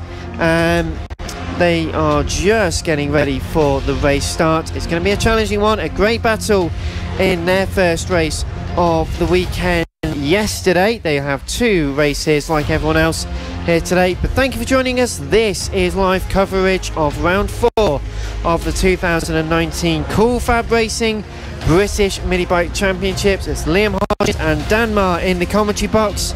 We're live from Lincolnshire, and the Mini GP70s will head out onto the circuit for their green flag lap in just a few moments' time. So last minute checks being made for the riders, the marshals making sure everyone is ready and set. It's going to be a challenge for them really, with the temperature starting to rise once again. It is a tricky situation for them to be in. It's going to be a tricky one, but many of these young riders, of course, on the road to MotoGP and to the Bennett's British Superbike Championship. This is the last step in Coolfab before many of our young riders head on to great things nationally and internationally. But the grid then for the second race of the weekend for the Mini GP70 win. So it's race one's winner, Evan Belford, on bike number 52, will be leading away from pole position ahead of number 44, your championship leader, James Cook, who was on a red bike yesterday. He's on a black bike today, so keep an eye out for James Cook. Eddie O'Shea, third spot on the grid, was in fourth place yesterday ahead of Owen Mellor on bike 130. Ollie Walker from fifth place on bike number 48 ahead of Ryan Hitchcock on bike 43 on sixth place. Kyle Payne next up on bike 25 ahead of the 99 of Bailey Stewart Campbell from 8th place on the grid. Johnny Garness on bike number 57 is in 9th, and running out your top 10 is bike 69 of Harrison Crosby. Saffron Watley is next up on bike 178 on 11th spot in the grid. Row number 6 ahead of Emmanuel Brinton. Bike number 93, Sylvan Moundy is next up on bike number 144 and 13th spot on the grid ahead of Alfie David on 14th spot on number 8. Dylan Mellor on bike 31 next up on row number 8, 15th spot on the grid ahead of Joe Farragher on 47. Thomas Gomez on bike number 98, 17th place on the grid ahead of Carter Brown on bike number 37. And rounding out the runners and riders for the start of the Mini GP70 race number 2 is Jamie Woodcock. The riders with the grid then, and as they are getting the revs ready, the tension rises, the engine touches are at biting point. They look towards the green flag. It's not when it goes up, it's when it goes down. A little bit of a hold, and we are underway for the first time out of 14, a 14-lap race as they make their way through turn 1 for the first time. Emmanuel Brinton losing out a few positions as contact further down the field. It all got a bit tight and hairy going into turns 2 and 3 for the first time out of 14. Evan Belford leads, James Cook in second, third for Eddie O'Shea, so much the same as it was yesterday. 4th place, so a good start from the number 130 of Owen Mellor. So Owen Mellor in 4th. 5th place, it looks to be Ollie Walker with Ryan Hitchcock right up behind as well. And as they run out of the infield section, a very tight infield section, and through the final few corners over the line then for the first time. And it is the rider of Evan Belford leading from James Cook. 3rd place is going to be Eddie O'Shea, also holding on. So those three have broken away a little bit. Then it's Owen Mellor in 4th. Then in 5th place it's Bailey Stewart Campbell with a good haul of riders behind him for company as well. So the championship protagonists are out front. Evan Belford 17 points behind your championship leader James Cook. Belford was yesterday's race winner, but James Cook gave him a good hard battle all race through. You just mentioned Bailey Stewart Campbell there. Here is your new lap record holder for this Tattershall race course, a 44.860 he set yesterday, snatching that from the previous lap record of Casey O'Gorman from last year. But to come through to start lap number 3, it's going to be Belford, Cook, O'Shea, Mellor, Bailey Stewart Campbell and Hitchcock in 6th spot. Great battle there. Johnny Garness on bike number 57, who's starting to get used to this Mini GP70 bike ever more as the season goes on, is now up to 7th spot, starting from 9th on the grid. Kyle Payne drops back to 8th. Harrison Crosby on bike 69 ahead of Ollie Walker, who was a race winner last time out. But we've got a move for first, not yet. It looks like James Cook made a move, but just dropping back as he thinks about it for the last couple of laps. But Eddie O'Shea is looking fantastic at the moment. The best we've seen from him for a number of races. All over the back of James Cook. Can we maybe see the race winner from round number 1 of races 2, 3 and 1, 2 and 3 picking up a win across start finish line again into turn number 1? Can we have Cook make a move on Belford? Not quite. He's signalling, he's showing an intent in order to try and put a bit of pressure on him, but he can't make him do it at the moment. But Belford is in the lead. Second place, James Cook with the fastest lap. Not by much, it's only by about 3 or 4 thousandths of a second, but every fine margin helps. Further back, we've got battle for 4th, 5th and 6th. Bailey Stewart-Campbell in 5th. Owen Mellor's been reeled in now, so it's a 4-bike battle, including Ryan Hitchcock and Johnny Garness, according to our timing screen. So as they make their way out of the infield section and onto the fast back straight run, the 3 race leaders are certainly making a move away from it. Over the line they go. It is Belford with a gap of 0.4 of a second. Then it's James Cook, Eddie O'Shea still third, but side by side for 4th place, Owen Mellor and Bailey Stewart-Campbell having a move. Bailey Stewart-Campbell into 4th place, 5th place for Owen Mellor, and now coming under pressure from Ryan Hitchcock, who ran so well in yesterday's conditions. He's not going to be sitting around for too much longer either. Into the infield hairpin section, the right, then the left, and then, or the left, right, and then left again. Turn 7, a very cambered part of the circuit. You've got to be oh so careful of putting the power down. Ryan Hitchcock, as you said, is chasing the back of Owen Mellor. Oh, a bit of a move there. Oh, when he's down. Two has gone down. That's Hitchcock and Garness. Hitchcock and Garness are down. That was a moment that was started by Stuart Campbell. Owen Mellor had to set up, and then, of course, Hitchcock and Garness tagged the back of each other. We've still got Hitchcock down, but at the top of the field, fingers crossed that both riders are up and okay, but we've still got Belford leading the way from Cook. Belford has just set the fastest lap of the race. A new lap record from Belford, a 44.712. That's a new lap record taken off Stuart Campbell. James Cook is in second and Eddie O'Shea in third spot, Dan. Yellow flags at turn number 9. One rider did get back underway of that. The other rider, it did stand up for a moment. So as the race continues, albeit with a yellow flag, at one of the better overtaking opportunities. Evan Belford taking this opportunity to make out an even bigger lead. It's 0.7, it's 1 second now with the fastest lap. It is 1 second ahead of James Cook. So James Cook coming under pressure from Eddie O'Shea, the number 114 rider, the white and green bike. Confidence coming back to Eddie, running in the British Talent Cup this season, so he's got a bit of experience on these kind of bikes on the bigger circuits. So coming around here must be a bit of a maze really. He's probably like wandering around a park, but he's certainly challenging for second place at the moment. Third place, Eddie O'Shea, as we mentioned, Bailey Stewart-Campbell and Owen Mellor. No change with Ollie Walker in 6th. Harrison Crosby, Kyle Payne, Emmanuel Brinton, despite the poor start, up into 9th place. Good run for Emmanuel, and Alfie Davidson in the top 10 with Saf Watley, Dylan Mellor, Sullivan Mounty, Carter Brown and Thomas Gomez, with 6 laps completed so far. That is the top 15. Yeah, Ollie Walker, as you just mentioned, up to 6th spot. He's made a lot of progress in the last couple of laps. He's down to 11th at one point in this race, but he's back up to 6th spot. The number 48 rider, keep an eye out on him to see if he makes any progress further throughout the field. He's catching the back of Owen Mellor at the moment, but Bailey Stewart-Campbell is also trying to make inroads into 2nd and 3rd spot. James Cook and Eddie O'Shea, but as we say that, Eddie O'Shea's had a bit of a moment, maybe getting tangled up from a back marker there. It's giving Cook a bit of breathing space at the moment with 7 and a bit laps remaining, but is Cook making inroads back into Belford? It looks like the gap is closed ever so slightly once again. Coming across start-finish line to start another lap. We're looking at the lap times. Yes, it's down to 9 tenths. Cook was 2 tenths faster than Evan Belford that time round, and then Stuart Campbell trying to catch the back of Eddie O'Shea, who was 4 tenths quicker on that previous lap. 4 tenths quicker, that's a significant amount to close into, and he is actually catching Eddie O'Shea at quite a rate as well.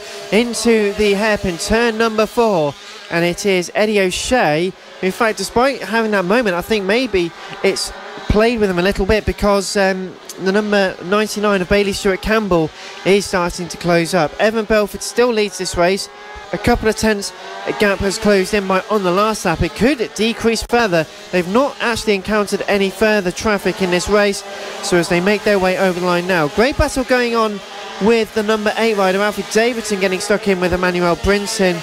The fight with Saf Watley for 10th and 11th. They're making their way out of turn number 9 now, and up towards the line. So as they cross the line now, Harrison Crosby is in 7th, 8th for Kyle Payne, Emmanuel Brinton 9th. That's the fight with Dylan Mellor in 12th, Alfie Davidson in 11th, and Saf Watley into 10th place. So a great run there by Saf at the moment.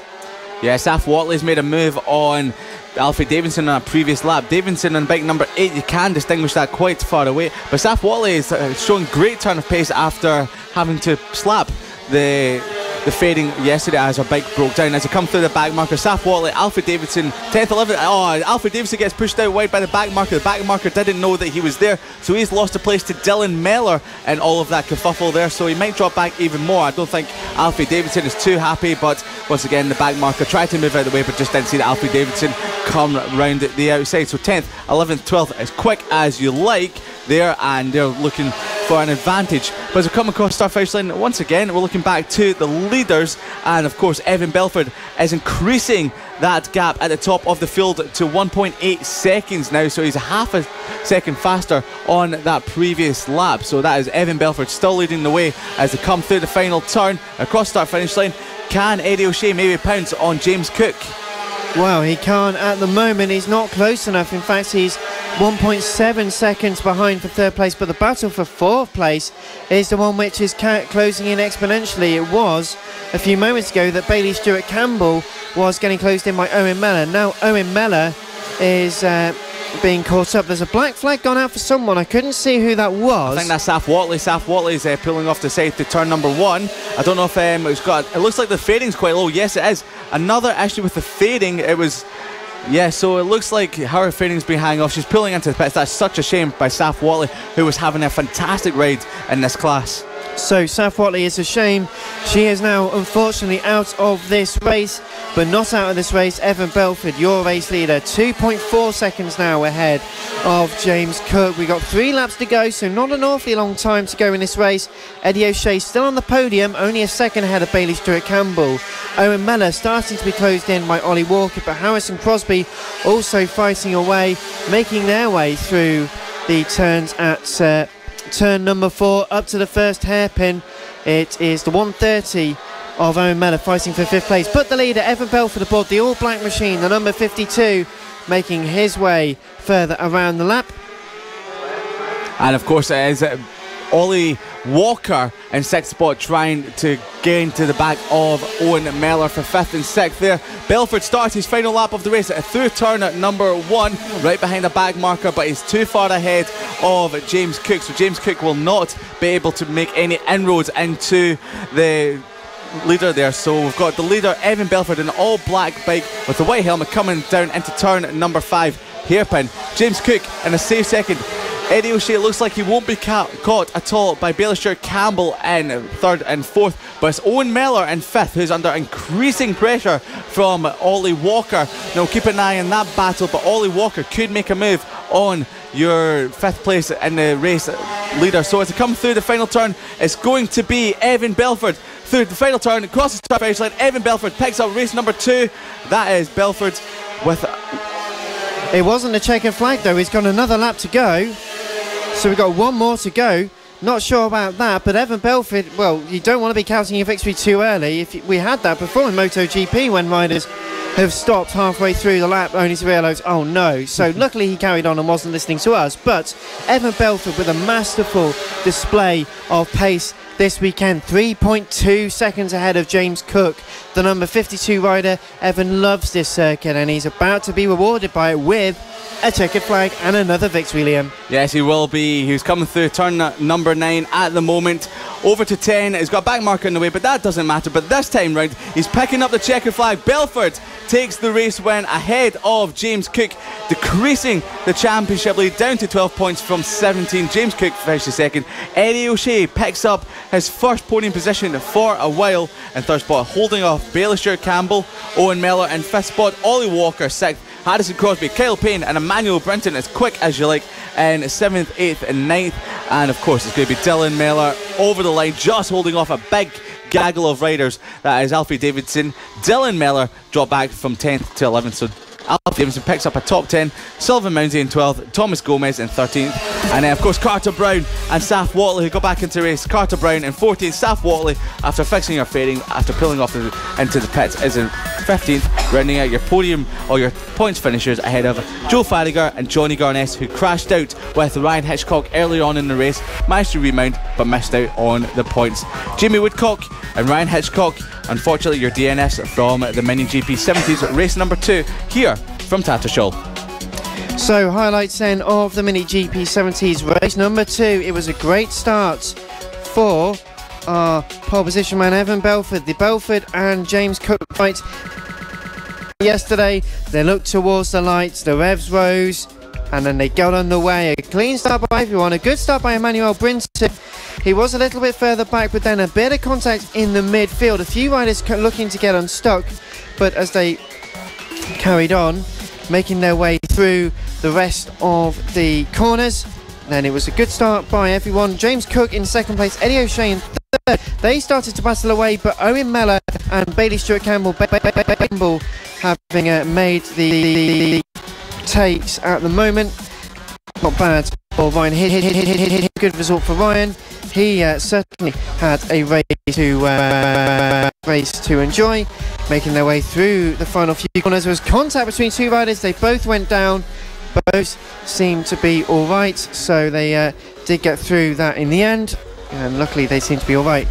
Continuing on with the race though, Bailey Stewart-Campbell got away from Owen Mellor in the end. They did have a few close moments, but that eventually managed to gap out. Saf Watley having a great run in the initial forms of the race, but then unfortunately had a black flag for a technical issue with her bike. Came back to the paddock to get it fixed, although as it was noted, that was the end of the second mini GP 70 race of the weekend. So, well, you're giving us a wave. Let us know why you're waving. Oh, I'm just happy to be here, you know. Coming back to my roots. This is where I grew up, and I'm, you know, just happy to be here. It's the first one for me. You know, I'm very happy to be back. So just let our listeners know who you are, what you race, where are you racing now, as well as it's in cool fab paddocks. But so my name's Max Kirk. I'm 16 years old from Swindon, and I now race in the Junior World Championship with the British Talent team, and also in the Red Bull MotoGP Rookies Cup. And no, I came up through FAB. I've been here, you know, for the 10 years that I've been racing, and without them, you know, I wouldn't be at this, you know, great position that I am right now. And obviously we're part of the Road to MotoGP, so that's another great link which has really helped you, hasn't it? Yeah, of course. I know this is, you know, recent, all this, and it's, you know, completely the right thing, and it's given the best chance for more British riders to come up into the GP. And obviously that's something you're going to be looking forward to. Just let our viewers know, what did we do in last year? Because I believe you're in British Talent Cup last year as well, so... Yeah, last year I was, you know, in the first year of this British Talent Cup, and it's amazing how MotoGP and Dorna have recognised the lack of British riders, and, you know, to bring, 24, you know, riders an opportunity to race at the GP circuits, you know, for free, and, you know, it's just the best thing. And they've then seen my potential, and then they've put me up into the Junior World Championship this year. And so far that's going pretty good. Not perfect just yet, but I'm definitely getting there. But I suppose as a rider so young, it's got to be filling you with confidence knowing that you're being recognised already, and they're helping you to develop your talent and your experience and really get you to where you want to be.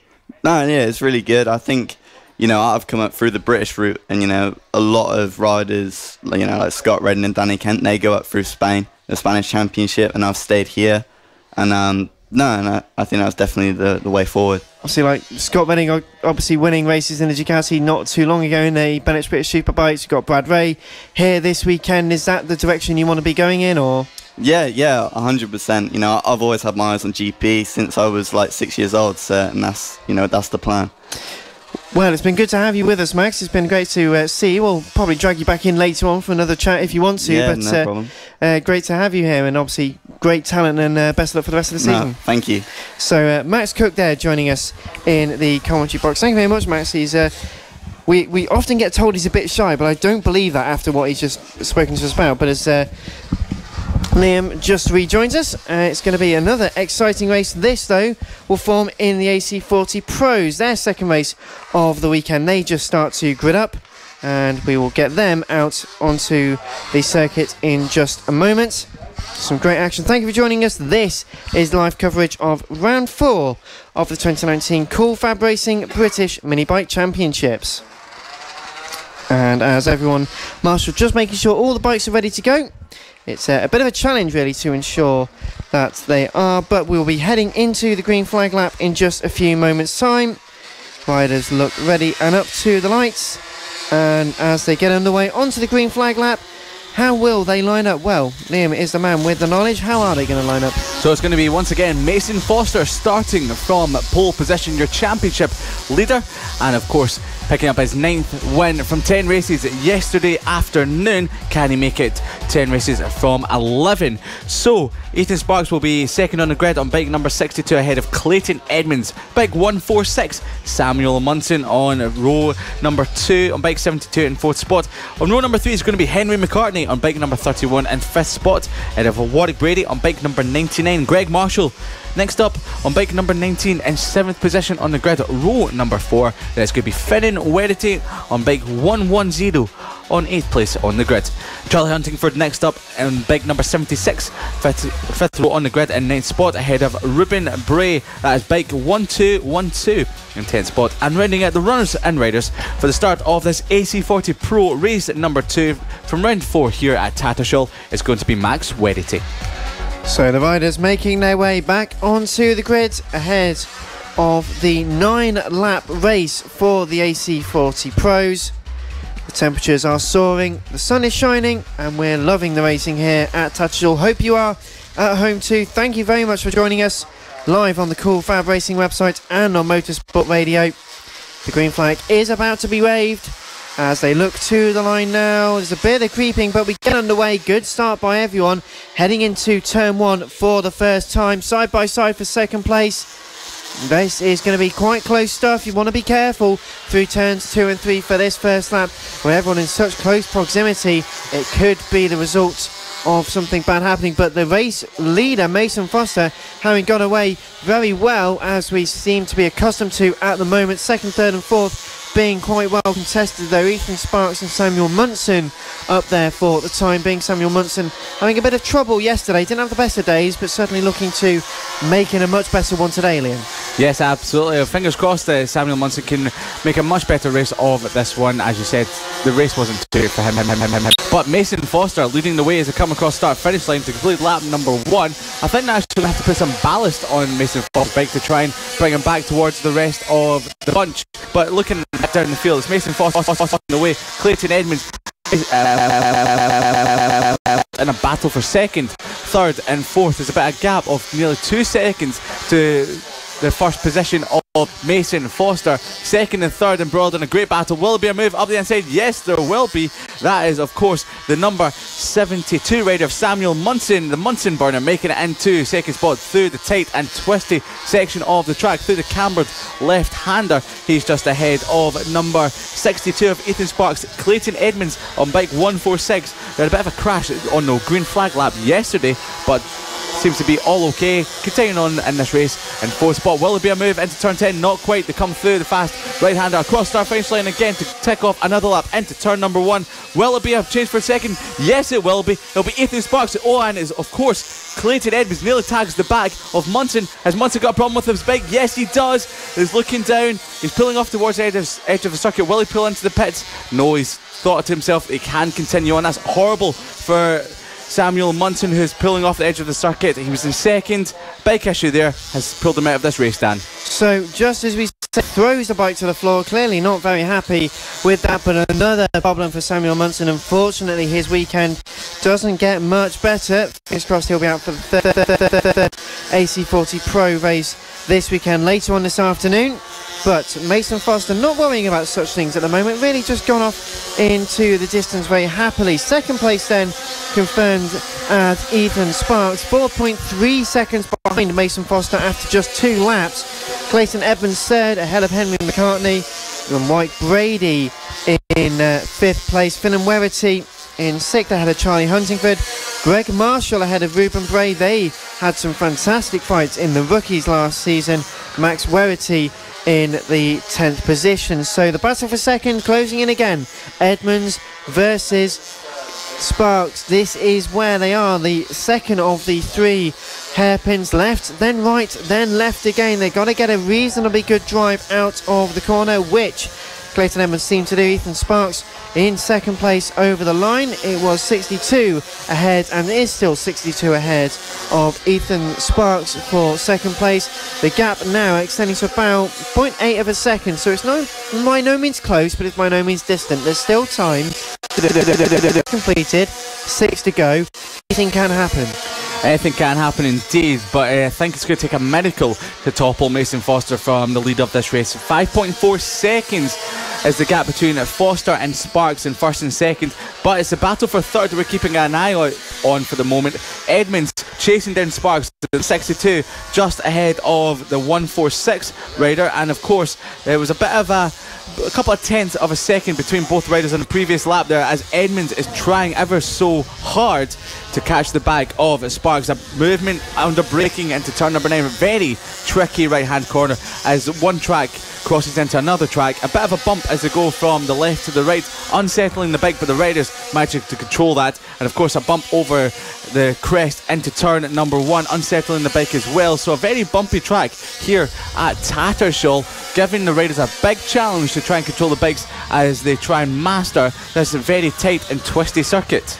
Which isn't helped by the fact these are such small bikes. They have very, very sensitive stuff like bumps, so going over them, as you mentioned, it's so tricky for them to hold on to it. We've had a few mistakes for riders. It looks like Samuel Munson is returning to the circuit to get back on. So it's Samuel Munson coming around the final few corners. So good to have Samuel restarting into this race. A shame that he had the technical problem to begin with, but good news that he was able to continue heading over the line now.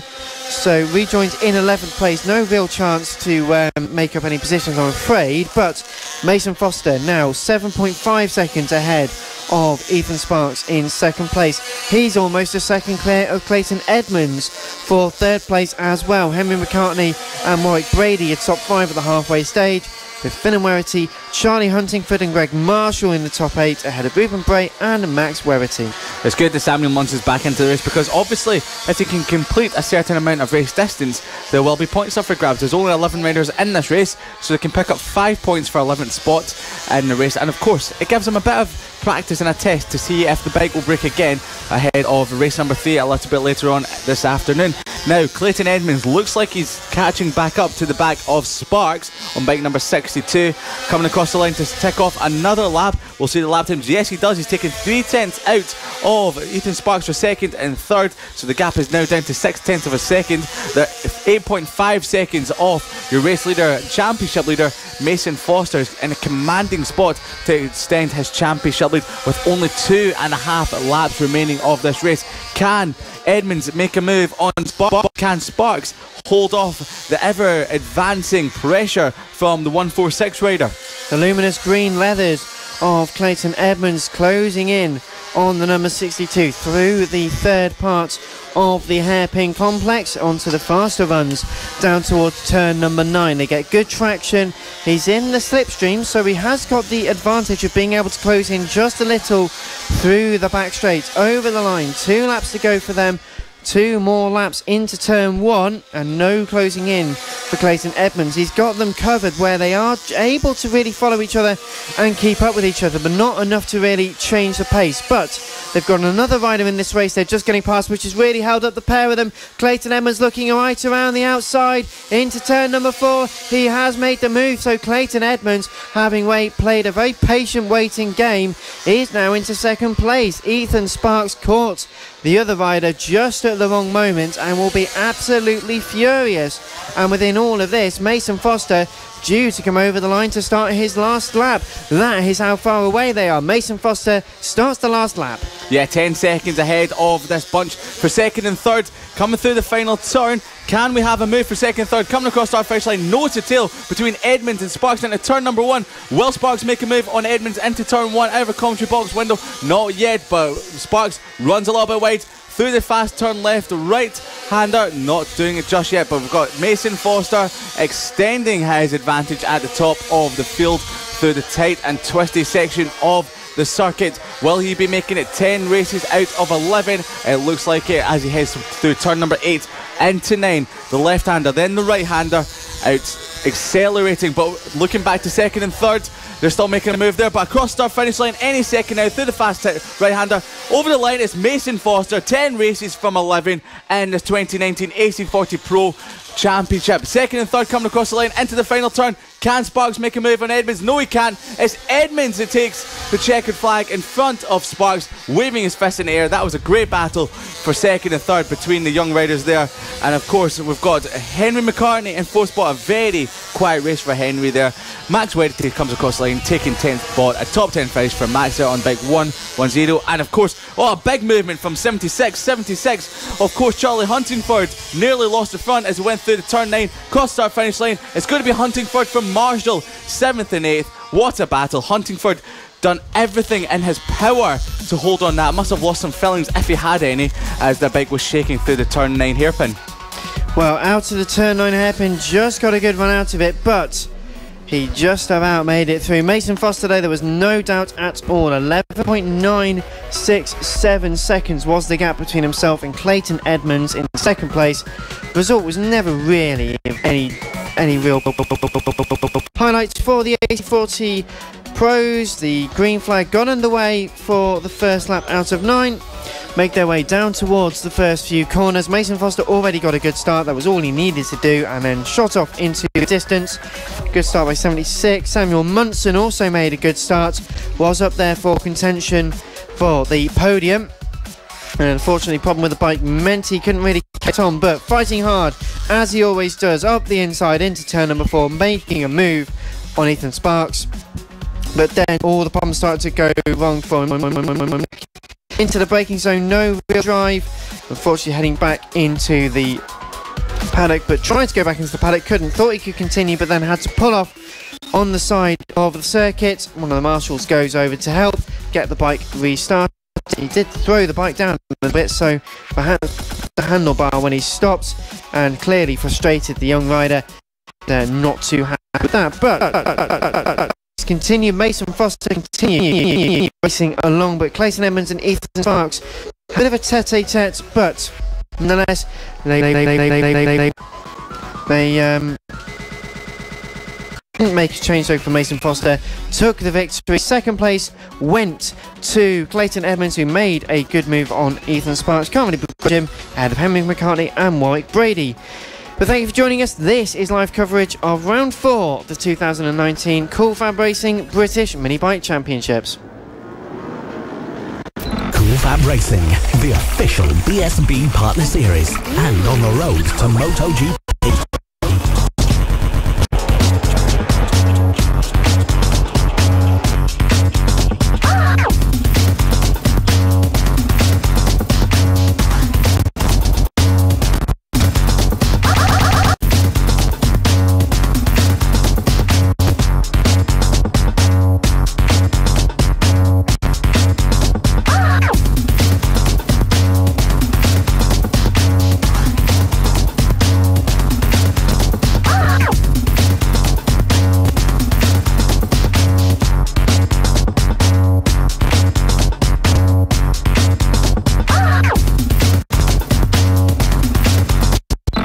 Racing, the official BSB partner series. Road to MotoGP. You're joining us for live coverage of the 2019 Cool FAB-Racing British Mini Bike Championship from round number 4 here at Tattershall in Lincolnshire.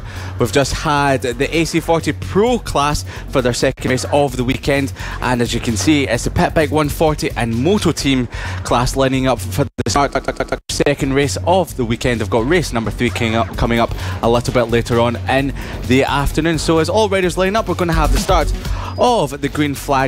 The marshals are just telling the riders where to go, pointing that all riders are in the right position and finding out which ones are which. So as we can see, the sun is still trying to break through the clouds. The track temperature will be heating up, but not quite as much as the race will be heating up out there on circuit. So as the riders make their way around the green flag lap, it's going to be Jamie King leading off pole position on bike number 76. Harvey, who was leading the race yesterday before and off, but remounted to third spot, will be in second place ahead of Charlie Nesbitt on bike number 86. Will Howarth will be next up on bike number 96 in fourth place ahead of Brad Ray, the British Superbike rider. Brad Ray on bike number 28. Richard Holmes Williams on bike 126 will be sixth place on the grid ahead of Matthew Bolsover, bike 421. Ashley Midwood on bike 26 in 8th spot on the grid on row number 4 ahead of Ian Jackson on bike number 7 on the 5th row. Tom Ward on bike 21 will be running at the top 10 on the starting grid ahead of Simon Clowes, the MotoTeam Championship leader on bike 133. Bernie Hook next up in 12th spot. Sean Whittaker in 13th on bike number 12 ahead of Fraser Kinnaird and Daniel Gilbert 14th and 15th on the grid. Jason Pugh on bike number 8 will be in 16th place ahead of Neil Kinnaird on bike number 83 ahead of Alistair Kinnaird on bike 5 on 80th spot on the grid. Bike 111 of Roger Monks is 19th, just ahead of 369 of Vince Bailey on 20th spot, and Iona Glover with some retro looking leathers out there looking really good, very fashionable. Bike 134 is heading row number 11 on the 21st spot on the grid. Well, the riders line up. We'll have to come back to you for some fashion tips. They do look very nice. They are very nice leathers, and they sort of yellow and blue leathers. But the riders aren't concerned with that. They're concerned with the race start. They look to the green flag. Up it goes. A little bit of creeping, but we are underway. Here we go, into the first corner for the first time. Jamie King makes a great start. Second place for Harvey Claridge. Clearly that cardboard cutout fairings for him are working well with the aerodynamic devices, but Jamie King leads ahead of Harvey Claridge. Harvey Claridge, though, with a lot of momentum and doesn't want to concede the position. Side by side for third and fourth. And right behind them, that's the number 86 rider, Charlie Nesbitt, who wasn't on the grid yesterday, I don't believe, but he is in this one now. So he's here and is looking to race. Brad Ray in fourth place, so pretty talented top four, you must say. And Brad's going to be fired up after a few moments earlier on in the day. But they're all heading up towards the line for the first time out of 12 laps. It's going a long race, and Harvey Claridge isn't waiting around though, looking up the inside into turn number 1, attacking and defending all at the same time. 4 bikes astern, and it is Jamie King, Harvey Claridge, then it's followed by Charlie Nesbitt and Brad Ray, but Charlie Nesbitt up the inside at turn number 3, makes the move up the inside quite cleanly and is through. So Charlie Spud Nesbitt, as he's affectionately known, is up into second place. Yes, he is, and he was doing it with the bike shaking all over the place, so very nearly lost the front as he made the move on Harvey Claridge. But look back into fifth spot on the MotoTeam bike, who picked up the overall race win yesterday, the first overall race win for a MotoTeam bike of the year. But look, it's a championship leader. Jay King is still leading the way, but he's got Spud Nesbitt all over the back. Charlie Nesbitt will be hoping to make a move, but across start first line, Will Howarth, Brad Ray, Harvey Claridge late on the brakes. Will be Brad Ray in the third spot. Yes, will be pushing Claridge out of the way there. Claridge will not be happy with that one. That was a bit of an aggressive move, but that's Brad Ray up in the third spot. We've got a change of lead very nearly from Charlie Nesbitt. Once again, he tried to make the move around the outside. Will he make it into turn number 4? Not quite. He's looking every way. Jay King, very good defensive ride, but it looks like Charlie Nesbitt, Brad Ray, Harvey Claridge will be making any move possible to make a move past the championship leader with any moment now. Jamie King stands the bike up. He just places it in the middle of the road, just holding him off. Brad Ray now right up the back of Charlie Nesbitt, clearly not happy with being behind them anymore. He's not really a fan of sitting behind other riders. Just like an overtake, does Brad up the inside, looking to ride his right hand side into turn number 1. Can't make the move on Charlie Nesbitt, and Will Howarth was attacking Harvey Claridge to no effect. But it's a 5 bike battle for the race lead so far, including yesterday's overall race winner, Will Howarth, who won aboard the MotoTeam machine, a very rare thing in the cool fab paddocks. But Jamie King soaking up all the pressure. He's really loving this. He loves having a great fight with some of these really talented young riders, and he's really showing them that youth doesn't always mean you've got the pace and also the overtaking ability. Brad Ray looks over his left shoulder, making sure no one's behind him. But Charlie Nesbitt's got a very interesting start. You mentioned a moment ago how the bike was squirreling away under him. Well, Brad, the way he rides, likes a very squared off bike, whereas Charlie can dance a bike in any old angle and just about stick it. Will Howarth under attack. He's not making it through. Charlie is also attacking the race leader. No effect as of yet. Yes, absolutely. But look at Charlie Nesbitt. He's going for a move, not quite doing it just yet. He's practicing indeed on J King. J King will know he's there, but once again, he might not try it into turn number 3 at some point during this race. He might try and do it somewhere else where J King might not be expecting it. As we saw at the start of this lap here, Brad Ray was looking over his shoulder just to see who was in this race, this lead battle with him, as he saw Claridge and Will Howarth, yesterday's race winner, in this battle. But as you put it very nicely, Charlie Nesbitt is just dancing that bike round this racetrack here at Tattershall in Lincolnshire. Across the start finish line, they'll come any second now to tick off another lap. Brad Ray looks behind the guy, sees Harvey Claridge, but Will Howarth is going to mug them both into turn number 1. They haven't done it yet, but Harvey Claridge still holds forth. But Will Howarth has to brake very deep on the brakes to try and keep them both behind. But Jamie King is wise to it. He knows that Charlie Nesbitt is going to try and go round the outside into turn number 3, so he's decided to start blocking it. Once again, Charlie Nesbitt looking every way, ducking and diving, trying to find a way past your championship leader, Jamie King. Well, Jamie King, he's held on for 4 laps so far. We've got 8 to go, so you feel he may well be able to hold on for a little bit longer. It's Will Howarth with the fastest lap out of curiosity, but up the inside, and he's gone through. Charlie Nesbitt did send a very late move up the inside at turn number 9, although he may have overcooked it. Jamie King on the inside for turn 10, the final corner, leads over the line. Charlie Nesbitt under attack from Brad Ray. Brad Ray under attack from Harvey Claridge. Harvey Claridge under attack from Will Howarth, and they've got another rider in this race they've got to get past. So it's all coming to a head through turns 2 and 3, snaking their way around. Jamie King is just placing the bike to absolute perfection, side by side for Charlie Nesbitt around the outside. Can he do it into turn 4? He looks for the mechanical grip, but the bike can't give any. Brad Ray's now well and truly up in there, was in second briefly, now back to third. It is absolutely nose to tail stuff here. You couldn't put anything between them, and Jamie King, J King, is just soaking up the pressure. Charlie Nesbitt nearly sends another thing. He makes a bit of a mistake. He nearly lost it on the power. Brad Ray does not need asking twice. He is straight through like a rocket and is defending vigorously now. So side by side between 28 and 86. 28 is ahead, so into second place. Charlie Nesbitt down to third. Harvey Claridge is watching all this, learning all of this and thinking, well, I'll make a move like that in a moment. And also Will Howarth sitting here thinking, well, if all of these guys are going to make a mistake, I'm going to be the one that's going to be taking the spoils. Yes, he's sitting 5th at the moment, but he could end up winning this race if the riders take each other out. This is like a Moto3 race. Everything is just very close.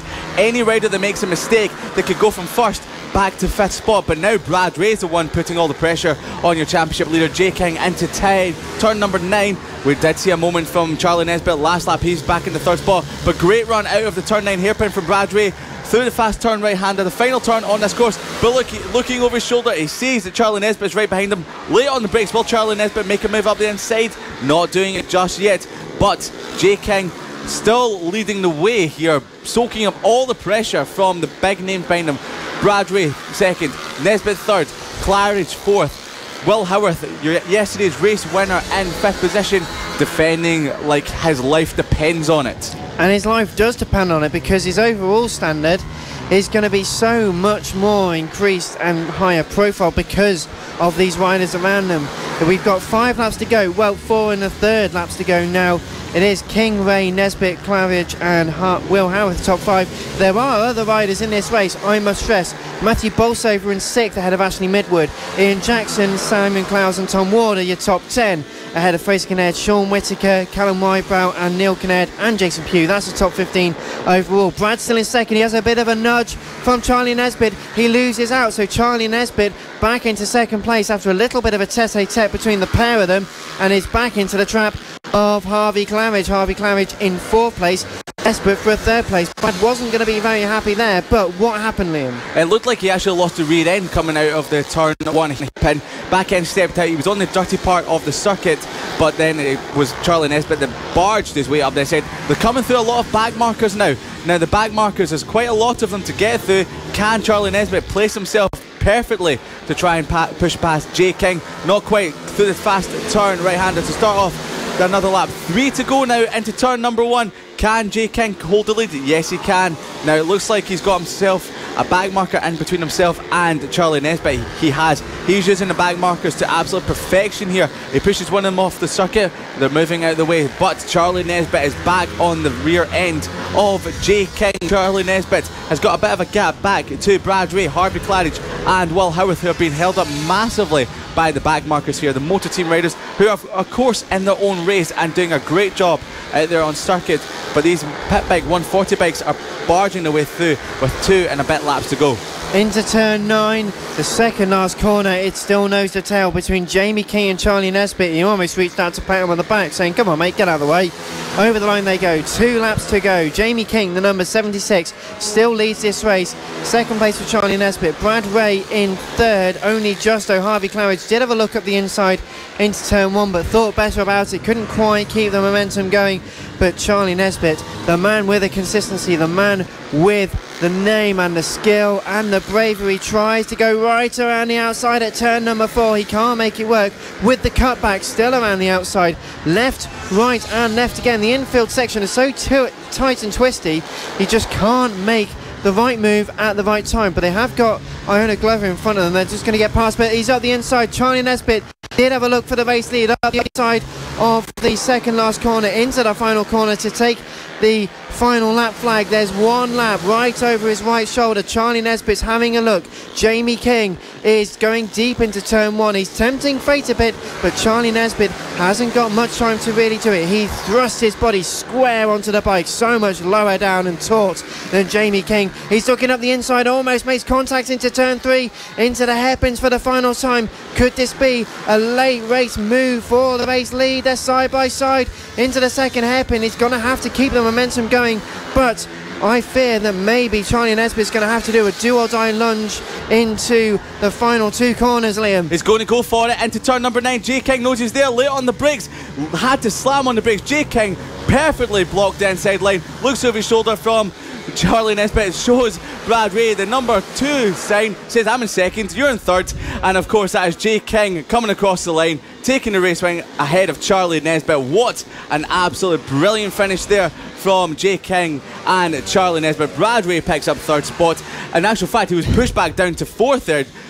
Harvey Claridge picks up his 2nd, 3rd spot of the weekend there. So that was Brad Ray pushed back to 4th spot behind Harvey Claridge, who picked up a brilliant podium position. Will Howarth, yesterday's race winner, couldn't put a glove on the top 4, but once again the MotoTeam rider showing great pace, managing to hold up there with the number 28, 16, 86 and 76 riders from the pit bike 140 category. Further down the field is Matthew Bolsover, picked up some important championship positions and points on bike 421 with the 6th spot ahead of Ashley Midwood.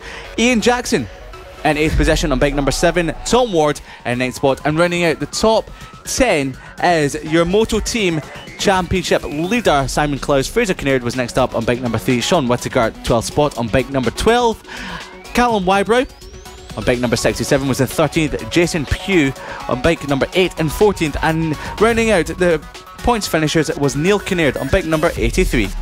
So that rounds out your points finishers, and we've got the highlights to come now. There is a lot of highlights because it was such a good race, but we're currently running 20-1 as the race highlights are now on for the junior Pit by 140 Moto team. 2 minutes of highlights. Can you imagine that? It's a very long race, that one, but a great start by everyone.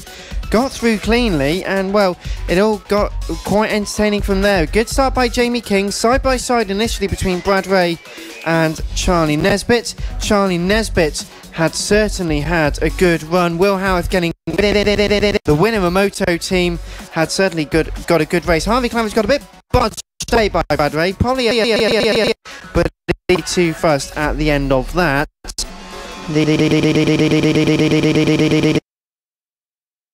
It's following the 2 riders in front, the number 86 of Charlie Nesbitt and the number 76 Jay King. He's going to be extremely happy with that. He'll certainly be posting about that on social media today, and we do look forward to seeing that and more. Please let us know how much you enjoyed that race on the live stream here at Cool Fab Racing Round 4 of the 2019 Championships. We're live on the Cool Fab Racing website, on motorsport.radio and on social media. Thank you very much for joining us and sending us in your comments so far. It's been great to have them. We'll be reading out a few of them very soon, I hope. Side by side again for Charlie Nesbitt. A big lunge up the inside by Bradway. A bit of a mistake for Charlie Nesbitt. You didn't need to let Brad in again. He certainly sat in second place for a long time, but eventually Charlie said, you know what, never mind, I don't need to do this. I'm just going to come past you. I'm going to go for the race win, and if you don't want to be bothered, then don't want to be bothered. Over the line with a few laps to go. The pressure was on. Charlie Nesbitt retook second place, and then he had to hold on to second place. He nearly took the race victory, but as they came over the line for the final time, they both look over the right shoulders, over the line, and that was that. A great result for Jamie King. Now we've got the start of the LC40 Elite race number 2 from round 4 here at Tattershall. I've got Mason Foster who from pole position, finished second in yesterday's race number 1. It's his championship rival Johnny Garness on bike number 57 will be starting in second. He picked up yesterday's race 1 win. As in third place on the grid is the number 93 of Emmanuel Brinton. Samuel Munson on bike number 72 will be in 4th spot. Ronnie Harris on bike number 66 is in 5th on the 3rd row of the grid, ahead of Josh Bannister, the number 2, on 6th place. Bike 146 of Clayton Edmonds will be next up in 7th place on the grid, ahead of Ethan Sparks, who gave us a great battle in AC40 Pros a little bit earlier on today. And Cameron Sewell will be next up on bike 100 and 9th place on the grid on row number 5, ahead of Charlie Huntingford on bike number 76. Henry McCartney is next up on number 31 in 11th spot. Warwick Brady on bike number 99 in 12th. Greg Marshall next up on bike number 19 and 30th place on the grid, ahead of Finn and Wedity and Ruben Bray on bike 12 and 15th place. And reading out the runners and riders for the LC40 Elite race number 2 is Max Wedity. So the riders get ready for the race start. They are going to look forward to the second junior LC40 Elite race of the weekend. They look towards the green flag starter. It will be raised nice and high up in the air. It goes down and we are underway. A 9-lap race here for the junior LC40 Elite. They all barrel their way into turn 1 for the first time. Looks like it's a clean start by everyone. No one down at turn 1. That's what we like to have. But Johnny Garness is ahead of Mason Foster. How many times have we said that over the last few seasons? Into turn number 4. For the first time, it's the red bike ahead of the green bike. That is Johnny Garness and Mason Foster. 3rd place, still being fighting out quite well by Samuel Munson, the number 72 rider, hopefully with the problem sorted he had encountered in the previous race, and hopefully a bit better luck for them. But over the line, or over the last few corners, and to come over the line now for the first time, it is Johnny Garness ahead of Mason Foster. Now we're looking at Cameron Still. They're a very Dayglow looking bike. They're a very nice looking bike, but into turn number 1, have we got a change of lead? Will Mason Foster make a move up the inside? Not doing it just yet. Johnny Garness still holds the lead from Mason Foster as they go through turns 2 and 3. Just like what we saw yesterday, Johnny Garness in first, Mason Foster chasing him down. Now these are the 2 championship protagonists, first and second. Johnny Garness has picked up the majority of race wins so far this season. Mason Foster has challenged him very hard in every single race, but as we can see, Mason Foster is very good on acceleration out of the corners and very quick down the main straight, but Johnny Garness very late on the brakes through the tight and twisty section of the track. This could be shaping up to be an absolute cracker, just like yesterday's race was. So coming through the final turn to tick off another lap is Garness. Foster coming across start finish line, making a move into turn number 1. Will Foster be doing it? Just having a little look at the moment. Garness holding position, so the positions stay the same. We've got a yellow flag out. We've got a rider stopped at the exit of turn number 8, just at the bottom end of the circuit. That looks like the rider there is up and okay. Not sure if it's a bike issue, but at least the rider is up and okay at the moment. So that's Josh Bannister out of the race. It's unfortunate for Josh Bannister, who started 6th on the grid. Josh Bannister is out of this race at the moment. Well, a shame for Josh Bannister. There's also a great battle going on for 3rd and 4th place at the moment. Samuel Munson fighting with Emmanuel Brinton. Emmanuel's final race weekend, we are told, here at Cool Fab Racing. It would be great to have Emmanuel back with us very soon, but in 3rd place, a good podium would be a good result for him so far. Race lead, Garnes versus Mason Foster, 6/10 of a second. They're not as close as they have been previously. Emmanuel Brinson confirmed in third ahead of Samuel Munson. Munson's about 4/10 behind, but it's only a couple of machine lengths the speed of these bikes into turns 2 and 3. Right over to the left-hand side of the circuit at 2, stays over for 3, keeps the momentum going, keeps it working well for him. Munson in 4th, Clayton Edmonds starting to close into this battle in 5th as well. The number 2 machine of Josh Bannisters is being recovered, so hopefully they can get that back underway. The race continues, 7 laps to go, and it's still the battle for 3rd, 4th and 5th, which is closing up very nicely. But Ronnie Harrison 6th, Cameron Saul 7th ahead of Charlie Huntingford, Finn and Werity and Ruben Bray are top 10 ahead of Greg Marshall and Max Werity. The point Leon raised in an earlier race in the AC40 Pros is if you continue going, you're still entitled to points. If you go past the distance, the minimum distance, you can still get points, and points mean prizes, don't they? So it's going to be important. But Johnny Garnes 1.1 seconds ahead of Mason Foster. That for now seems to be a bit sewn up. Yes, it's a completely different race to yesterday's one, Dan, where we had Garnes versus Foster and they were embroiled on a heated battle on track.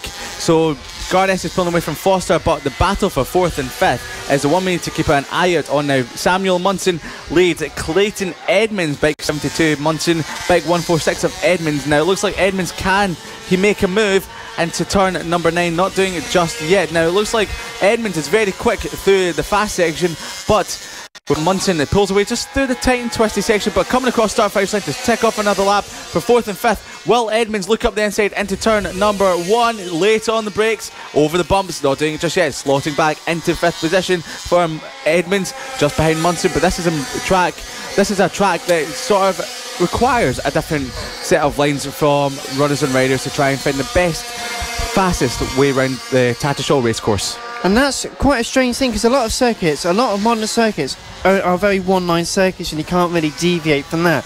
But because of the way this circuit flows and cameras and bumps and everything else, you are allowed that opportunity to really make it up as you go along. And I think that's a great thing for these young riders to learn a skill, because if you ever need the skill, it's really useful to have. And of course, as we are part of the official partner series to the BSB and on the road to MotoGP, these young riders undoubtedly will need those kind of skills going forwards. But Garnes is still ahead of Mason Foster. Foster's closing up though, fastest lap on that last lap, 47.364. So he is closing up.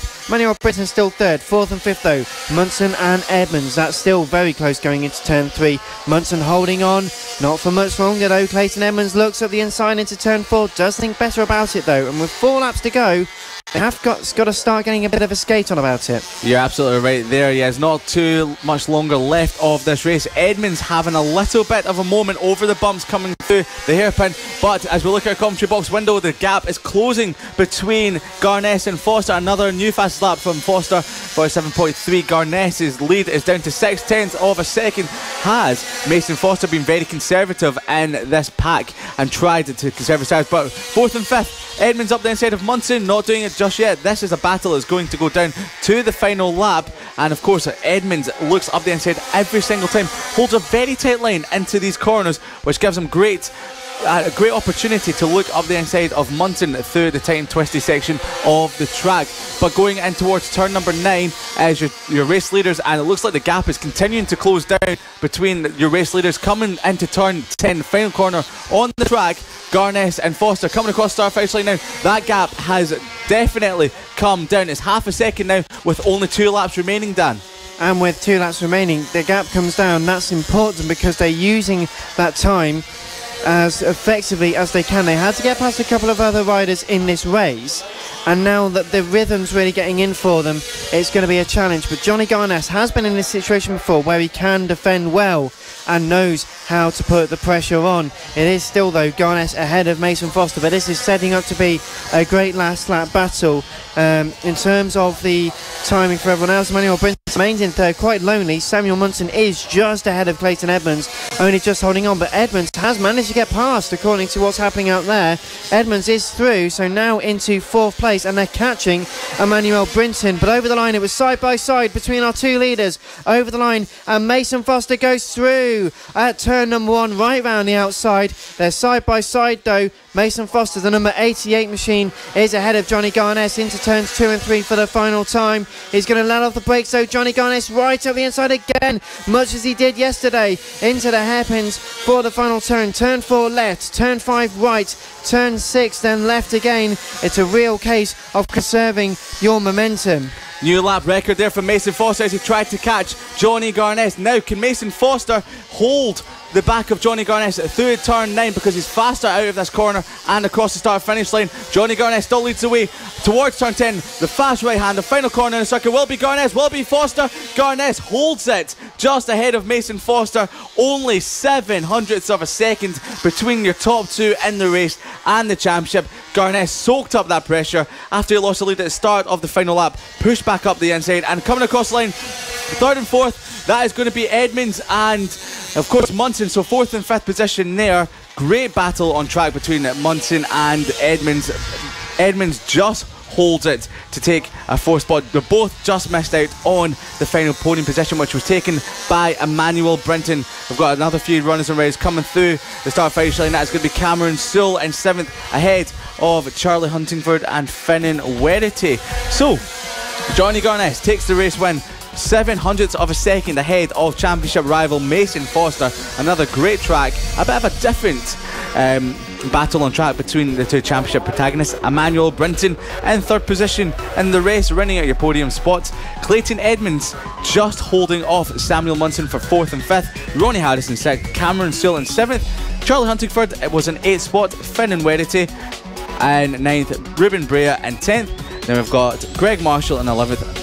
Max Werity and Josh Bannister were the two that unfortunately retired from the LC40 Elite Race number 2. So we've got a couple of highlights coming up, and it was Mason Foster starting on pole position ahead of Johnny Garness at the head of the field as the green flag went down. It was a great start by Johnny Garness, once again moving into the lead of the race ahead of Foster into turn number 1. There was a lot of battles going on through the field. Josh Bannister getting a good start moving up. We had Clayton Edmonds, Cameron Sewell and the likes moving down, but it was Mason Foster in the early stages of the race chasing down Johnny Garness, and of course Clayton Edmonds and Samuel Munson battling out for 4th and 5th all through the race there, through the fast corners. And of course was Samuel Munson nodding his head to come across the first line. Edmonds looked up the laps in a row but not quite making it stick. It's kicking it up the inside in turn 2, didn't quite do it just yet. So the riders trying to find out the best way around the circuit, trying to make a move wherever they could. Once again, Edmonds up the inside into turn number 1, didn't quite make it stick over the bumps, but coming across the line it was Foster and Garness at the start of the final lap. Foster round the outside of Garness, taking the lead of the race for the first time in that session, and it was Garness not letting it stick as he made a move back up the inside into turn number 4. We'd done it yesterday, ran a little bit wide, but Foster once again was holding on, coming across Garness just hold off Mason Foster for another race win in the LC40 Elite category, and shaking his fist with LC40 Elite race number 2. They will be back out a little bit later on in the day at 4:05 for race number 3. But we've got a final race of this morning's action just before lunchtime, and it's going to be the senior Minimoto, and another great battle for them, between them and the categories. Round 4 of the 2019 FAB-Racing British Mini Bike Championships. It's the final race before lunch and the final race of the second block of races for the senior Minimotos.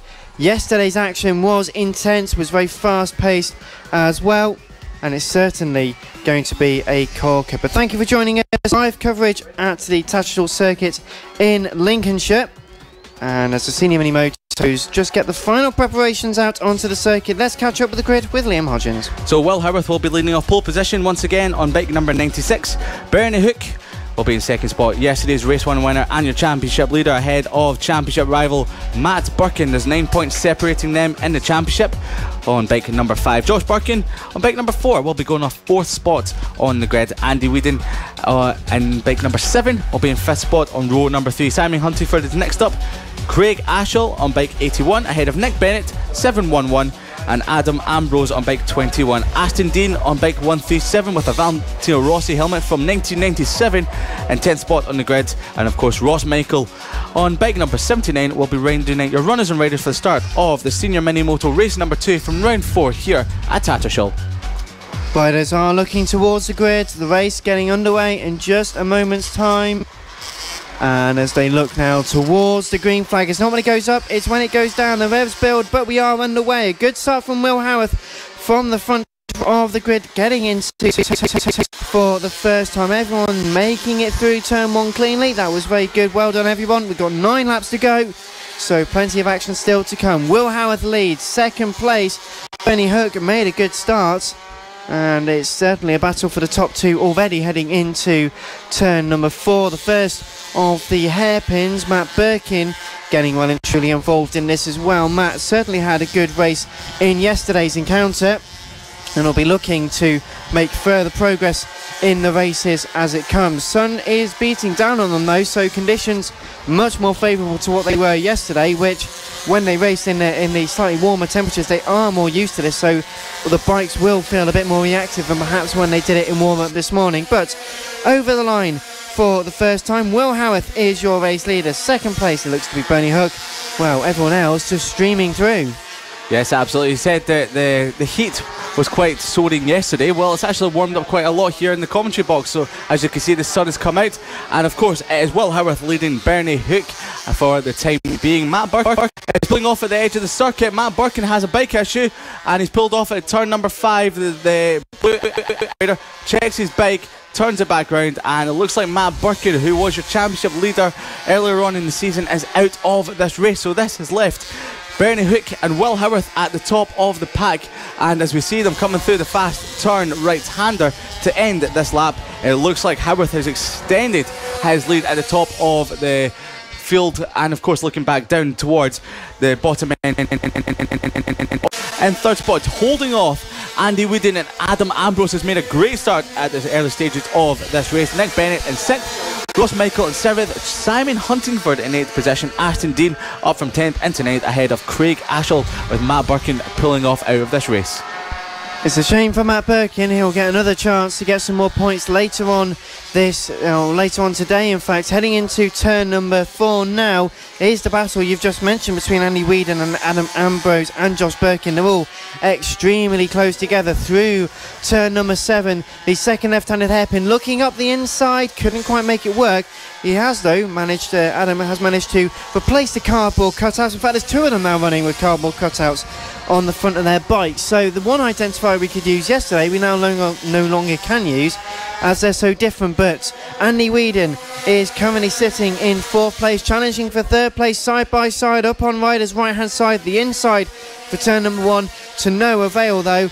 Will Howarth is 3/10 ahead of Bernie Hook. Bernie Hook with the fastest lap on that last lap, but Josh Birkin just holding on to the 3rd place. Andy Whedon couldn't quite make it through, but he has in fact made it through into turn number 3. So Andy Whedon up into the 3rd, 4th for Josh Birkin now. Adam Ambrose watching this and probably smiling, thinking I'll be able to do something like that in just a few moments as well. 7 laps to go, so there's still quite some distance in this race. Also a good battle going on between it looked to be like Ross Michael and Craig Ashall a bit further down. Race leaders though, over the line, 0.3 of a second was the gap. Bernie Hook still in 2nd place. Your race leader is still, for now, Will Howarth. Coming down towards the timing line though, 3rd place is Andy Whedon, but it's side by side for 4th, Josh Birkin and Adam Ambrose. Adam is certainly looking forward to making a move there, Liam. Yeah, he is indeed, but so is Bernie Hook, who's looking to make a move on Will Howarth. As he came out of the turn 1 hairpin, he was right on the back of the rival Will Howarth there. Oh, and he's down has gone. Josh Birkin down at turn number 3. He lost the front end He's got back up and continuing on, but it's certainly lost a lot of time there by a big mistake. Oh, that's such a shame for Josh Birkin. That is his second crash of the weekend from both races there, but thankfully he's up and okay and back in the race. But look at Bernie Hook into turn number 1. Will he make a move on your race leader Will Howarth? Not doing it just yet. Will Howarth takes of lane into turn number 1.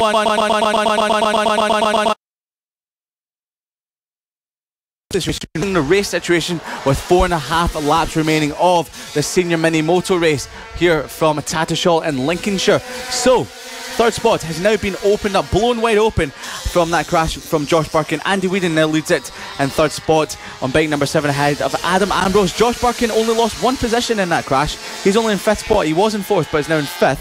Simon Huntingford is in 6th. Nick Bennett in 7th, Craig Ashall 8th, Aston Dean in 9th, and Ross Michael rounding out your runners and riders for the moment. But is there a move between your leaders through turn 10 across the start first lane now to turn number 1? Up the inside he goes, late on the brakes. Will he make a move on Howarth? Yes, he will. Up in the first spot. Hook now leads the way. But he just, though, getting a very good run out of the second corner. Will Howarth has got a lot of experience on these bikes. Tries to come back on the inside at turn number 3, the first of the right-handers into the infield section. It's generally where Will's got a lot of strength. It's Bernie Hook who's got a very good capability in the straight line. Will Howarth, through the technical, the twisty stuff, he just manages to be able to keep it side by side. Can't keep it going for now. So as they make their way through, we've got another rider who's gone down. I can't see who that is. They're now standing up and walking away, but I can't see. Aston Dean, unfortunately. Aston Dean is the rider which has just retired from this race. Over the line again. 3 laps to go now. It's a reverse situation of a lap ago. Will Howarth looking up the inside to turn number 1. Hasn't got the momentum though to keep it through. Bernie Hook just able to grab the brakes and keep the position. Howarth, though, the number 96 rider, again coming back, again through the quick stuff. Will has just got that more speed and the capability to catch up, and now Bernie's in front. He can defend, he has got the ability to defend quite well, and it's got to wait a little while, but we'll wait and see. Yes, absolutely, we will wait and see, but it looks like Bernie Hook is very quick through this midfield section. As I say that, it looked like Howarth was about to look up the inside into turn number 8 as they go into 9. So there's 2 and a bit laps remaining of the senior Minimoto race number 2 from Tattershall. Once again, come across the first line to start another lap. 2 laps to go. Will Howarth make the move? Yes, he won't. No, he won't. He won't make a move into first spot there and to past Bernie Hook. So Bernie Hook still leads the way past Howarth, but once again through the fast turn left into right hand off turn number 3. Will Howarth looks up the inside. He's just practicing for the final lap. Well, you broke your wordplay slightly there, I'm afraid, but he is certainly sizing him up. There is another opportunity. He's waiting. He's just waiting patiently, gauging the right moment to attack. Andy Whedon still 3rd. 4th is Adam Ambrose. 5th is Simon Huntingford. Josh Birkin is just ahead of Nick Bennett as they make their way down towards turn number 1. But this is it. They've got a few riders in front of them, so this could be everything. They head onto the final lap now, over the line to start the final lap. They've got a handful of riders right in front of them. They've got to negotiate. Bernie Hook will have to get into them first and is getting held up right at the apex at turn number 1. Will Howarth sits and watches with a massive smile into turn number 2. He's got so much more speed heading into turn 3. They're side by side. Can he let the brakes off? No, he can't. He goes a bit deep into turn number 3. Just the hairpins and the final section of the to go. The final lap, half a lap to go. Bernie Hook goes wide, manages to get past the traffic, but right up on the inside, Will Howarth's going to go forward. He can't do it at turn number 7 either. Will Howarth is looking every way to find a way past Hook. Will he make it into turn number 9 late on the brakes? Hook has got it covered with him, moving under braking, losing the front ever so slightly, but he still holds it. Will Howarth make a move on the final lap? Coming across our finish line is Hook. It's Howarth. It's Hook who just takes the race win by 0.04 of a second from Will Howarth on bike number 96. Great race action from those two there. Looking further down in the field, we're waiting for Andy Whedon, who was a few seconds further back on your top 3. So it looks like Andy Whedon is coming through the final couple of corners for the moment. Andy Whedon on bike number 7 has consolidated that podium spot over the last few laps. So Andy Whedon comes through the final corner at the moment will be picking up that podium spot in bike number 7. Over the line he comes as Andy Whedon in 3rd, and Adam Ambrose will be next up on one of the cardboard cutout boxes. And of course it's going to be Josh Birkin over the line. Will he be holding off Nick Bennett? Yes, he does. Josh Birkin just holds off 6th spot after a crash earlier on in the race. So a great recovery from Josh Birkin, and Nick Bennett is in 7th. So once again, Bernie Hook is your race winner from the senior Minimotos ahead of Will Howarth. Andy Whedon in 3rd spot. Adam Ambrose was next up ahead of Simon Huntingford. Josh Birkin was in 6th, Nick Bennett in 7th, Craig Ashall in 8th, Ross Michael in 9th, and Aston Dean and Matt Birkin were your only 2 non-finishers from the senior Minimoto race number 2. Well, a shame for a couple of non-finishers, but a great end to the second set of races here this weekend at Tattershall. Live coverage of round 4 of the 2019 Cool FAB-Racing British Minibike Championships. Well, it's been a great second set of action. We've got one final set of races to come later on this afternoon. We'll be back underway at around 2 o'clock. So thank you for joining us this morning. Thank you for all of your comments. It's been great to see who you're supporting all weekend, and we'll see you very shortly. Cool FAB-Racing, the official